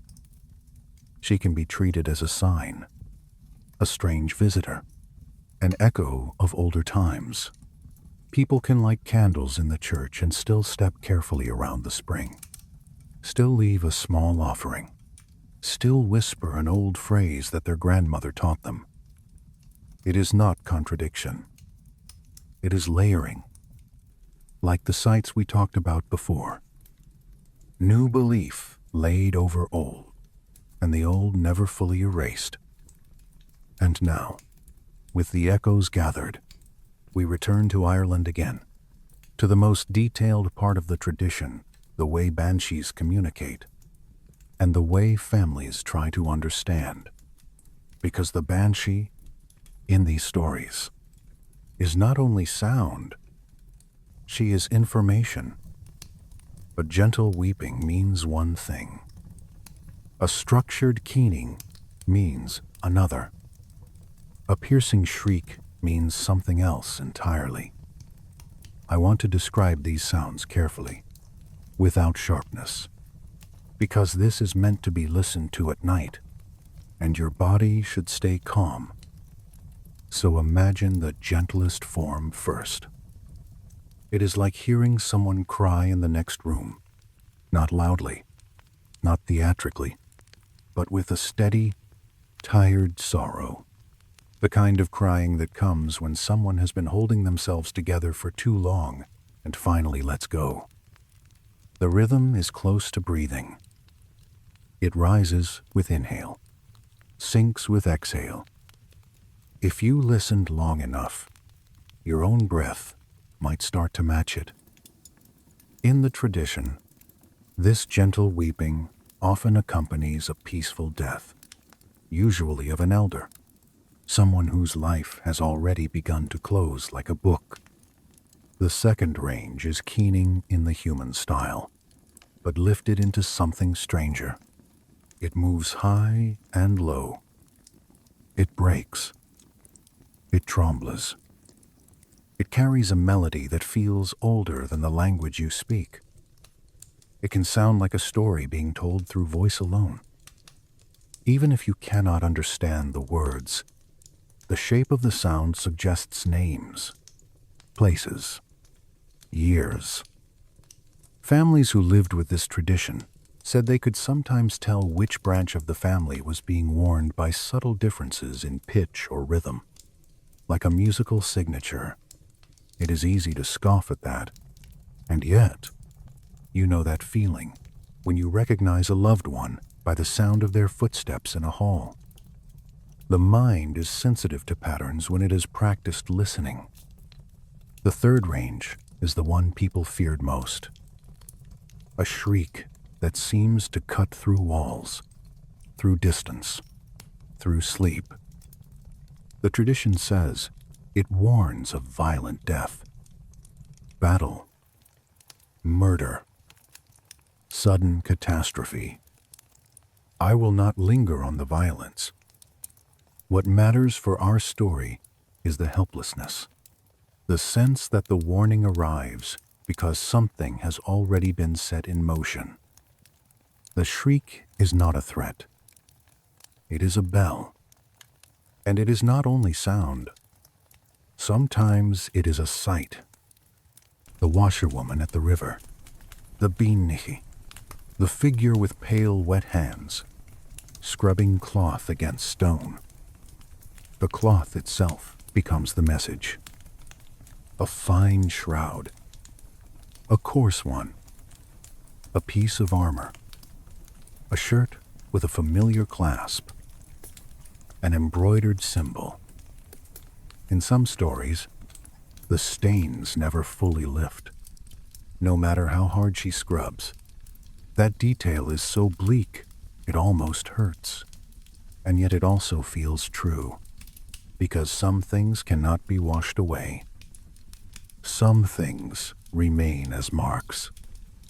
Now, how do people respond? They interpret. They keep records. Oral at first, then written in family books, not always in neat language, sometimes in fragments. A date, a place, a sound, the outcome. These records become a kind of private archive, and here the museum hush returns again. A family keeps a book like that in a chest. The chest smells of wood and dust. The pages smell like time. A candle is lit when someone opens it, because you do not read such things in bright daylight. It feels wrong, like laughing in a graveyard. Interpretation is not simple. The tradition admits this. It says you can hear the Banshee and still not know exactly what she means. You can see the washerwoman and still not know whose cloth she washes. Sometimes you will only understand afterward, and that is part of the sorrow. The warning comes, but clarity does not always come with it. Families develop protocols. They do not interrupt the Banshee. They wait until the sound fades. They do not chase it. They do not call after it. If they choose to approach, they do it respectfully, with offerings, with soft voices. A silver coin placed on a stone, a white flower left near a spring, a clean strip of linen folded carefully, like a gesture of solidarity with the work of washing. And then they pray. In Christianized Ireland, prayer becomes the language that can be spoken safely in the presence of the unknown. A rosary bead sliding through fingers. A candle burning down slowly. The house quiet, as if everyone is trying not to wake the future. In older layers, the prayer is also a charm, a phrase learned from elders, half in one tradition, half in another. It is not always a request to prevent death, because the Banshee is not easily argued with. Often, it is a request to ease death, to make it gentle, to bring the family together in time, to ensure the proper rites. There is something profoundly tender in that. The Banshee does not promise you can avoid loss. She promises you can meet it with awareness. Now we arrive at the darkest sweetness of the tradition, the part that makes the Banshee more than a horror figure. She is, in a strange way, loyal. She is bound to a family, not because she loves them in a simple human sense, but because her role is to keep the thread unbroken. She watches the line. She knows where it thins. She knows when it is about to snap. And when the line is threatened, she becomes more active. You can see why. In times of political upheaval, in invasions, in wars, accounts of Banshee sightings multiply. It is as if collective anxiety and supernatural duty meet in the same narrow corridor and squeeze the air until something must be heard. The stories mention the great dynasties and the way their banshees appear near rivers, near forts, near halls where decisions are made. They mention specific moments, too, like a king hearing the lament before a battle, or a chieftain warned of betrayal, or a family guided through a night of hiding while soldiers search the countryside. We cannot verify every record. We cannot be sure which accounts were written later to add drama. But the persistence of the motif is itself meaningful. People wanted to believe that, even in chaos, someone was watching, someone was warning. And then there is the calendar. Samhain, the turning of the year, the time when the veil is thinnest. In the tradition, banshees appear more frequently in those nights, and their warnings become broader, not only about one death, but about the year ahead. 3 nights. You can feel the countdown in the way people tell it. The first night, a hint. The second, a clearer sound. The third, the full lament. And again, shrinking numbers appear, like beads on a string. Beltane, the opposite point, the beginning of summer, brings another kind of visit. Less warning, more blessing. A banshee appearing in her youthful form at a wedding, perhaps, or near a newborn, not to threaten, but to confirm that the line continues. This is important because it shows the banshee is not only death, she is continuity. She stands at the hinge between generations, her hands wet with river water, her voice carrying the sorrow of endings and the steadiness of beginnings. Now, as we settle toward the end of this part, I want to bring you back to one small scene, because small scenes are what allow the mind to rest. Imagine a household that has heard the warning. The house is quiet. The fire is low. Candlelight makes soft pools on the floorboards. Dust floats in the light, slow as snowfall. Someone folds a cloak. Someone sets a bowl of water on a table, because water is always needed. For washing, for drinking, for ritual, for comfort. Outside, the river breathes, the same steady sound it has always made, the same sound it will make after the house is empty, after the names on the stones have worn down. A person walks down the corridor, and their footsteps are careful, not wanting to wake anyone, not wanting to disturb the thin thread of peace that still holds. This is how the Banshee story lives in the body. Not as a scream, but as a quiet change in the air. And as you listen, you can let your breathing slow. Let your jaw soften. Let your shoulders become heavy. as if the night itself has placed a warm cloth over them. In the next part, we will move closer to the most haunting figure of all, the washerwoman at the ford, and we will watch her motions long enough for the fear to become rhythm, and for rhythm to become sleep. And if you feel the story thinning into silence already, that is fine. Let it thin. Even now, in imagination, you might sense a little mud drying on your shoes, that faint crust of clay from the riverbank, and the soft smell of smoke in your hair from the fire. Small marks. Nothing dramatic. Just proof you walked through an old place and came back. The hour before dawn is a strange hour.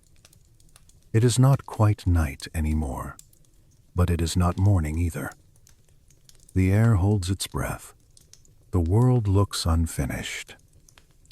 Even the birds, for a few moments, seem to be deciding whether they should speak.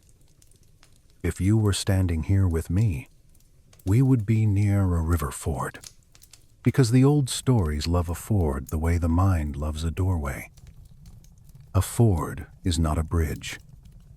It is the place where you step directly into the water, where your feet meet the cold current, where you feel the river push gently against your ankles as if it is asking a question. The stones under the surface are rounded and slick. They shift a little when you put weight on them. Your toes search for a stable place. A small sound comes from the water, not loud, just a soft slosh and the quiet clink of pebbles touching. Mist hovers above the surface in thin ribbons. It moves slowly, as if it is being pulled by invisible fingers. The sky is a pale gray blue, and the light is soft enough that every object seems wrapped in cloth. This is where the washerwoman waits in so many tellings. The Sidhe, the Banshee in her most wordless form. You do not always notice her at first. The river and the mist are busy enough to hold your attention. Your eyes scan the waterline. You look at reeds bending. You look at a dark stone that might be a shadow. And then, almost gently, your mind registers a pattern that does not belong to the river. Hands. Pale hands, low over the water, moving with a steady rhythm. Cloth against stone. Cloth against stone. The sound is oddly soothing.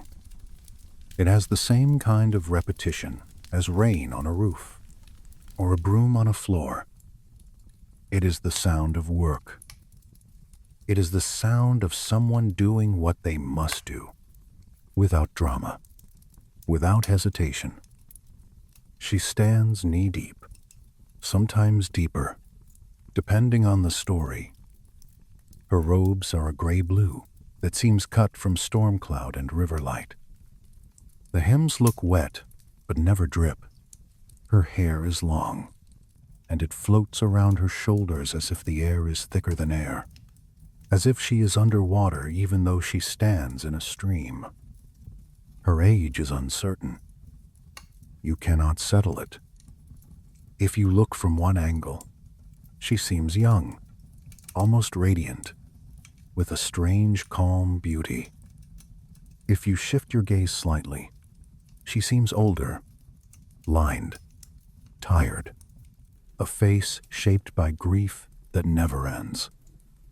The mind tries to choose, but she refuses to be chosen. Some people say that is the point. She is youth and age together. She is beginning and ending. She is the family line in one body. Her eyes, when you see them, are rimmed as if she has wept for centuries. Not theatrical tears, the kind that quietly carve their own channels. and she does not look at you the way a person looks at you. Her attention is on the cloth, on the washing, on the task that binds her. In the old tradition, what she washes tells you what is coming. Sometimes it is armor, or a strip of leather, or a piece of cloth marked with a clan symbol. Sometimes it is a burial shroud, clean and pale, folded the way linen is folded when someone wants to be respectful. Sometimes it is a common shirt, and that is the most unsettling of all, because it says the coming death is not for kings only. The washerwoman makes no speeches. She gives no arguments. She shows you what the river shows you, and the river shows you everything slowly. If you keep watching, you notice the way her hands move. They are strong, even when they look delicate. Water streams from her fingertips in thin lines that vanish before they hit the stones. The cloth she scrubs does not quite come clean. Stains fade a little, then return, as if memory itself is stained into the fibers. The rhythm continues. Cloth, stone, water, cloth, stone, water. The repetition can pull your mind into a quiet trance. You start to forget you are standing in cold air. You start to feel as if you are part of the scene, as if the river has accepted you. This is the moment when the old warnings about etiquette become meaningful. Because the most dangerous thing is not the Banshee herself. The most dangerous thing is the human impulse to interfere, to demand clarity, to ask for a name, to grab the cloth and look for a mark. That impulse is natural. It is the mind trying to control what it cannot control. But the folklore says, gently and firmly, do not do it. Do not interrupt the washing. Do not touch the cloth. Do not speak in a way that sounds like a command. Instead, be still. Let her finish. It sounds simple, but it is hard. Your heart might beat faster. Your throat might feel dry. Your hands might want to move. So you return to the small tasks of the body. You inhale slowly through your nose. You exhale softly through your mouth. You let your shoulders drop, even if fear tries to lift them. You remind yourself you are only witnessing, not fighting, not fixing, only witnessing. If the washerwoman notices you at all, it is often in a small gesture, a slight turn of her head, a pause, barely a pause, in the scrubbing, a sound that might be a sigh, might be the river itself. And then she continues. Some families, in the stories, learn to interpret her work without touching it. They watch for color and texture. They listen for changes in the rhythm. They notice the way she wrings the cloth, the way she folds it, the way she lays it on a stone. They treat these gestures like letters in a language. A fold might mean days. A pause might mean hours. A sudden tightening in her hands might mean the death will be sharp and quick. A soft rocking motion might mean the death will come like sleep. These interpretations are never perfect. The tradition admits that too. It says, we try. We learn, we guess, and sometimes we understand only after the fact.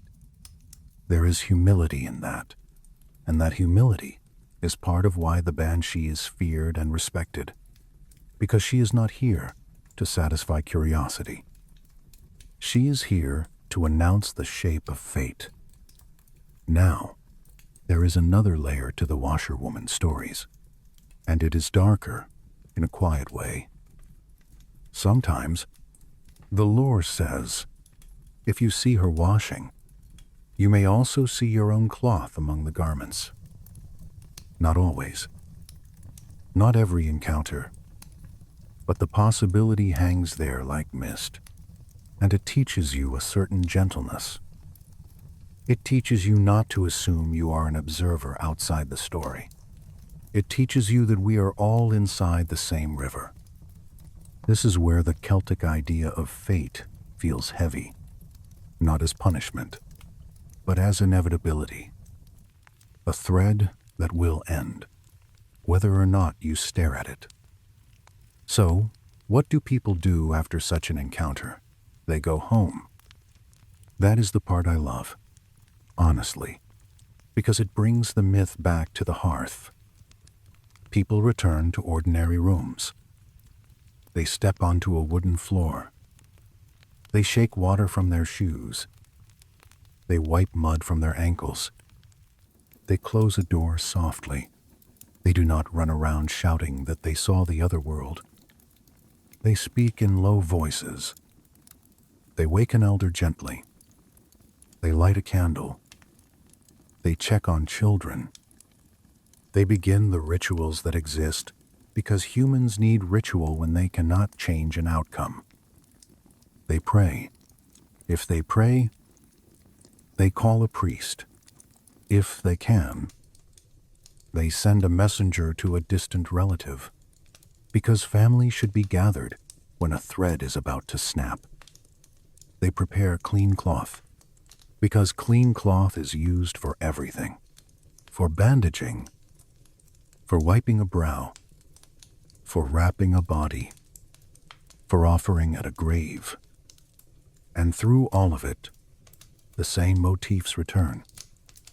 Dust in the candlelight, water in a bowl, footsteps in a corridor, the house breathing. Outside, the river breathes too, even when no one watches it. You know that feeling when a place you have walked through keeps living in your senses afterward. The smell of damp stone on your hands, the cold in your fingertips, the sound of water continuing in your ears even after you are far away. That is what an encounter with the Washerwoman becomes. Not a dramatic story to tell in daylight, but a private aftertaste of the other world. And there is something else, something almost compassionate, hidden inside the fear. A warning gives time. Time to speak a name. Time to hold a hand. Time to forgive, if forgiveness is needed. Time to soften anger, even if only a little. Time to bring the mind closer to acceptance. That is why, in the tradition, the Banshee is not always treated as a monster. She can be treated as a guardian, even when she announces loss. She does not create the death. She announces it. She prepares the household. She sings to the line so the line can be held with awareness. The Washerwoman, especially, feels like preparation rather than punishment. Washing is what you do before a ceremony. Washing is what you do when you want something to be clean for a crossing. Even now, listening by the fire, you might feel the repetition of her motions in your own breathing. Inhale. Exhale. Cloth against stone. Cloth against stone. The mind begins to drift, and that is fine. You can let it drift. You do not need to solve the myth. You only need to feel its rhythm. In the next part, we will move into the final meaning of the Banshee, the way she stands between the living and the dead, the way she guards memory, the way she turns dread into a kind of quiet continuity. We will return to the house at night, to the candle near the bed, to the last moments when a warning becomes a farewell. For now, let the river keep breathing in your imagination, slow and steady, carrying the story onward. Back at the house, people remember the quiet protections that belong to ordinary rooms. An iron poker laid across a threshold. A single nail tapped into a doorframe with slow care. A small Rowan cross bound with red thread and tucked into a pocket. A thin line of salt on a windowsill, poured grain by grain, like a patient little fence. None of it is loud. That is the point. The old rules ask for respect, too. Head bowed, hands still. No mockery, no grabbing at the cloth, no forcing a question into the Banshee's work. The warning is not entertainment. It is time. Time to light a candle, to send for family, to soften a hard word before it becomes the last word. It is debated what the Banshee truly is. Some say she is the echo of real keening women, raised into legend. Some say she is the mind giving shape to fate. Either way, the night receives the story the same way it receives rain.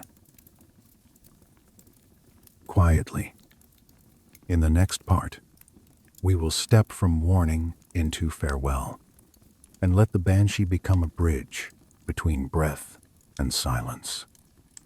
For now, keep the image of pale hands in moving water. Steady, careful, endlessly patient. If you want a little more of the old atmosphere, imagine the house itself after such a night. The rooms feel slightly changed, not cursed, just attentive. Dust hangs in candlelight like slow snow. The wooden table holds the faint smell of salt and warm tea.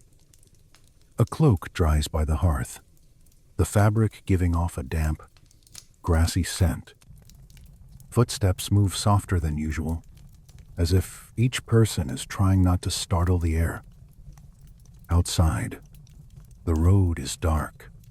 Somewhere it meets another road, a crossroads, the kind of place where choices and omens like to gather. Even if no Banshee stands there, the idea of it steadies the mind. A crossroads says, life always has more than one direction, even when the ending is certain. A family can choose gentleness. A family can choose to be together. A family can choose to keep the name spoken with care. And sometimes, just before dawn, there is a sound that is not the washerwoman's cloth, not the wind, not an owl, a long, distant note that could be grief, could be music, could be a memory of older songs carried through the hedgerows. It does not rip at the nerves. It simply reminds you that the world has layers, and that some layers are built from sorrow that has learned how to be quiet. Let that note fade now. Let it thin into the soft crackle of our fire. Let your eyelids grow heavy, as if they are lined with warm ash. We will go on, gently, from this river of prophecy toward the final, calmer crossing. You can picture it like a museum at night, if you like that image. A long hall of quiet exhibits, stone and bronze and old cloth behind glass, the air held still so nothing decays too quickly. The Banshee belongs to that hush. She is a curator of endings, arranging them with patience, keeping them from becoming chaos. So breathe with me once more. Inhale. Slow, cool, like mist drawn in from the river. Exhale. Warm, like candle smoke drifting upward, thinning, disappearing. And as your breath settles, the story settles too, ready to carry you into the last chapter, where the warning becomes a gentle guide, and the guide becomes a kind of peace. There is a moment, after the warning and after the rituals, when a household grows very quiet. It is not the quiet of being empty. It is the quiet of being full. Full of people who are listening for each other. Full of cups set down carefully. Full of blankets smoothed over shoulders. Full of a candle that burns as if it knows it has a job. In the old stories, this is when the Banshee is closest to what she truly is. Not a monster at the edge of the field. Not a scare story to keep children indoors, but a messenger, and sometimes a guide. The word itself carries that older meaning. Woman of the fairy mounds, woman of the Sidhe, the hills that are also doorways. Those mounds are not just piles of earth in the folklore. They are archives. They are chambers of memory. They are places where the past is stored like seed, waiting for a season. And the Banshee, in her duty, becomes a kind of keeper of that storehouse. Some tellings describe her as part of a wider otherworldly order. A court, if you want that word, though it is not a court like a human court. It is older, quieter, less about argument, and more about function. In that imagined hierarchy, most spirits roam by whim or season. They haunt a lake, or guard a thorn tree, or play tricks at a doorway. The Banshee does not. She watches a line. She learns names the way water learns the shape of a riverbed. Slowly, completely, without forgetting. That is why, in the clan stories, she can keen for a distant cousin whose connection has been lost in living memory. That is why she can appear when a branch of the family is about to thin, when a succession is about to shift, when an inheritance of land and story is about to pass into different hands. In older Ireland, bloodline mattered in ways that are hard to feel now. It was territory. It was law. It was a claim to a hill, a ford, a hearth. It was also identity, the thread that told you where you belonged. A Banshee bound to a family becomes an invisible proof of that belonging. The warning is not only about death. It is about continuity. And yet, there is always the darker truth underneath. Continuity has a cost. To be bound to a lineage is to be bound to loss repeating itself. Children become elders. Elders become names. Names become carved lines on stone. The Banshee does not get to look away. She must witness the whole spiral. When you think of her red-rimmed eyes, it is not hard to imagine why. So what happens when the moment actually arrives? When the future that was washed in the river becomes the present? The stories say the Banshee changes. The warning voice becomes a guiding voice.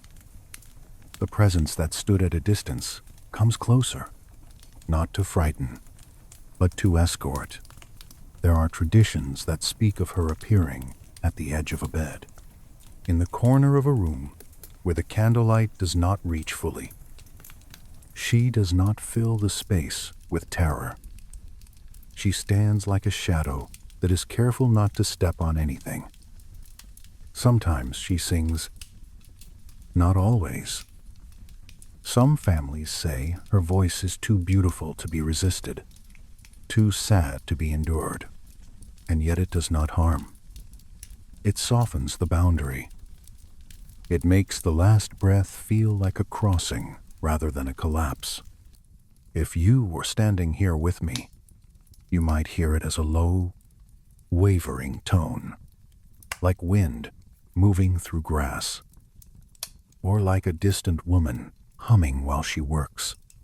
The sound threaded through the house, the way a scent moves through fabric. And in that sound, the Celtic idea of the other world waits. Tir na nog, the land of the young, the place in the stories where time does not press its hand on the face, where old pain becomes light, where family members who have gone ahead stand like lanterns on a far shore. No one can prove it. We can't be sure. These are myths, and myths are not meant to be measured like coins. But myths are meant to help the heart do what it cannot do alone. They offer a map when the room goes dark. So the Banshee becomes the map. In this gentler telling, she does not drag a soul. She does not seize. She guides by presence. She reminds the dying person, and the family too, that this is a journey the ancestors have made before, that the path is known, that the river has been crossed many times by many feet. It is why, in some accounts, the Banshee is seen not only outside but near family burial grounds, churchyards, old stones where moss grows thick. She knows the geography of grief. She knows where names are kept, and on certain nights of the year, the stories say she is stronger. Samhain, the thin veil nights, when the air already smells of endings, and the mind naturally turns toward what has gone. Families might listen harder on those nights. They might leave the smallest offering, a white flower, a bit of silver, a clean cloth folded with respect. Nothing extravagant, just a message that says, we remember the old agreement between worlds. Beltane, the bright hinge into summer, has a different tone in the folklore. It is not the season of warnings, so much as the season of blessing. Some traditions hint that the Banshee, when she appears then, is not weeping at all, but watching weddings, watching births, watching the lines strengthen. Even in a story about death, there is always, quietly, the question of what continues. Because a lineage is not only a list of losses, it is also a chain of hands passing warmth along. Now, there is one more layer I want to lay down gently, like a blanket. The Banshee is not only about family blood. She is also about memory itself. Think of the old professional keeners, the women who arrived at a wake and carried genealogies in their minds like books. They knew the names of grandparents and great-grandparents. They knew who married whom, who quarreled, who forgave. Their laments were not only cries. They were histories sung out loud, so the dead did not vanish into silence. In that sense, the Banshee is the mythic version of an ancient human need. Do not let us disappear without being named. Do not let our stories be swallowed by dust. So, in a modern mind, even if you do not believe in fairy mounds, the Banshee still has work to do. She reminds you to hold the thread, to speak the names, to keep the old photographs, to tell the stories at a table while the kettle steams. She reminds you that grief is also a form of love doing its last job. And if we return, for a moment, to the washerwoman at the ford, you can feel how this fits. Washing is care. Washing is preparation. Washing is what you do for someone you love, even when they cannot thank you. The Banshee washes the story of a family so it can be carried forward cleanly, not free of sorrow, but free of confusion. That is why, in many traditions, she does not announce the deaths of strangers. She announces the deaths of those she has been assigned, those whose names she has learned, those whose footsteps have marked the same ground for generations. It can feel exclusive, even unfair, and that is part of the folklore's shadow. Who gets warned? Who does not? Why one line has a guardian and another does not. Some of this reflects old social hierarchies. Some of it reflects the way myths cling to powerful families, because power attracts story. It is worth holding that uncertainty with gentle honesty. And still, the deeper comfort remains. A warning, even if it comes from the dark, is a form of care. There are even stories, half history and half breath, where the Banshee steps close to the turning gears of politics and war. Because in Ireland, the family and the kingdom were once hard to separate.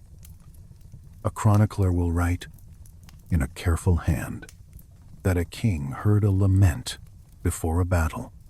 Another will say a chieftain saw a gray figure by a river on the eve of a raid. It is impossible to check each account. Ink survives, but certainty does not. Still, the patterns are fascinating. Before the Battle of Clontarf, the tales say, a mournful song moved through the camp like fog. The men did not understand every word, but they understood the feeling. Names were carried in the melody, names of those who would not return. The warning did not stop the battle, and that is important. The Banshee does not rewrite fate. She prepares the heart for it. Centuries later, during wars and invasions, families who kept their own private chronicles sometimes claimed their guardian returned again and again, warning of ambushes, betrayals, shifts in loyalty. A Banshee, in those pages, is not only a death omen. She is an alarm bell for the survival of the line itself. And when the world changed, when old Gaelic power was pressured by new law and new armies, the Banshee changed too, at least in the imagination. She became a symbol of cultural endurance, a whisper that the older Ireland was still listening, still remembering, even as names were reshaped and land boundaries were redrawn on paper. Beyond Ireland, the tradition spreads and reshapes itself, as stories always do. In Wales, the warning is often less a figure than a sound, a voice in a valley, carried by wind and stone. It is the kind of sound that makes you stop walking, even if you are sure you heard nothing.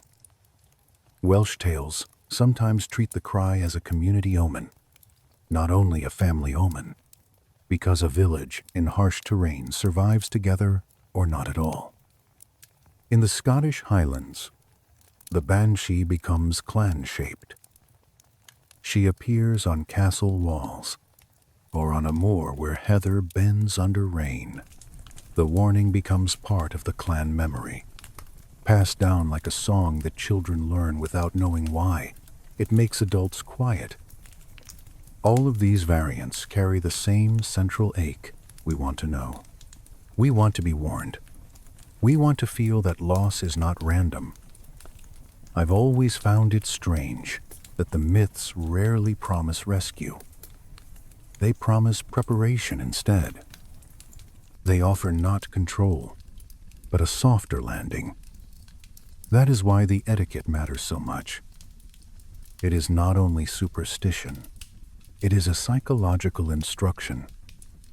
Do not rush at what you fear. Do not mock what you do not understand. Stand still. Breathe. Receive the message. Then go home and do the human things that make grief bearable. Make tea.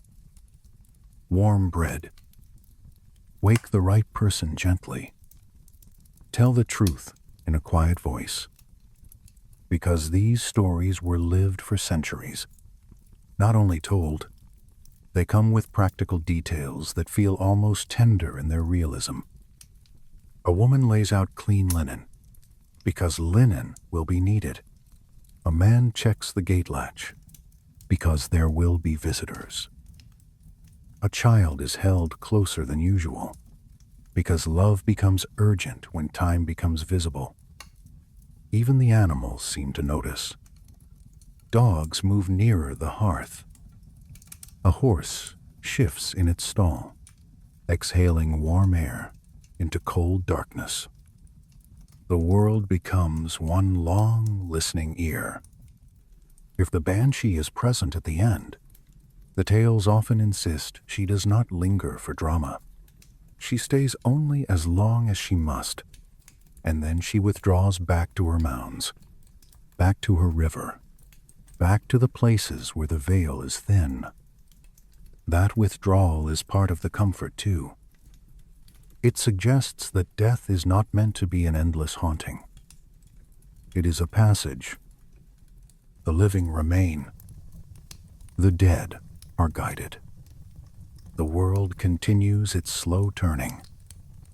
So when we say the Banshee is a bridge, we are not saying she pulls you into darkness. We are saying she stands at the edge, so you do not have to stand there alone. And that is something the human mind can rest with, even when the story is dark. So now, in this last part, let us come back to our room by the fire. Listen to the crackle, the smallest pops, the soft settling of ash. Feel the weight of your own blanket or your own sheet against your skin. Feel how the fabric gathers at your shoulder. Feel how your jaw can unclench without anyone telling it to. You do not have to carry a lineage in your hands tonight. You only have to carry your breath. Inhale. And imagine a candle being lit in a stone corridor. Exhale. And imagine the corridor filling with a warm, steady glow. Inhale. And imagine the river, no longer frightening, just moving. Exhale. And imagine the river carrying away the sharp edges of thought.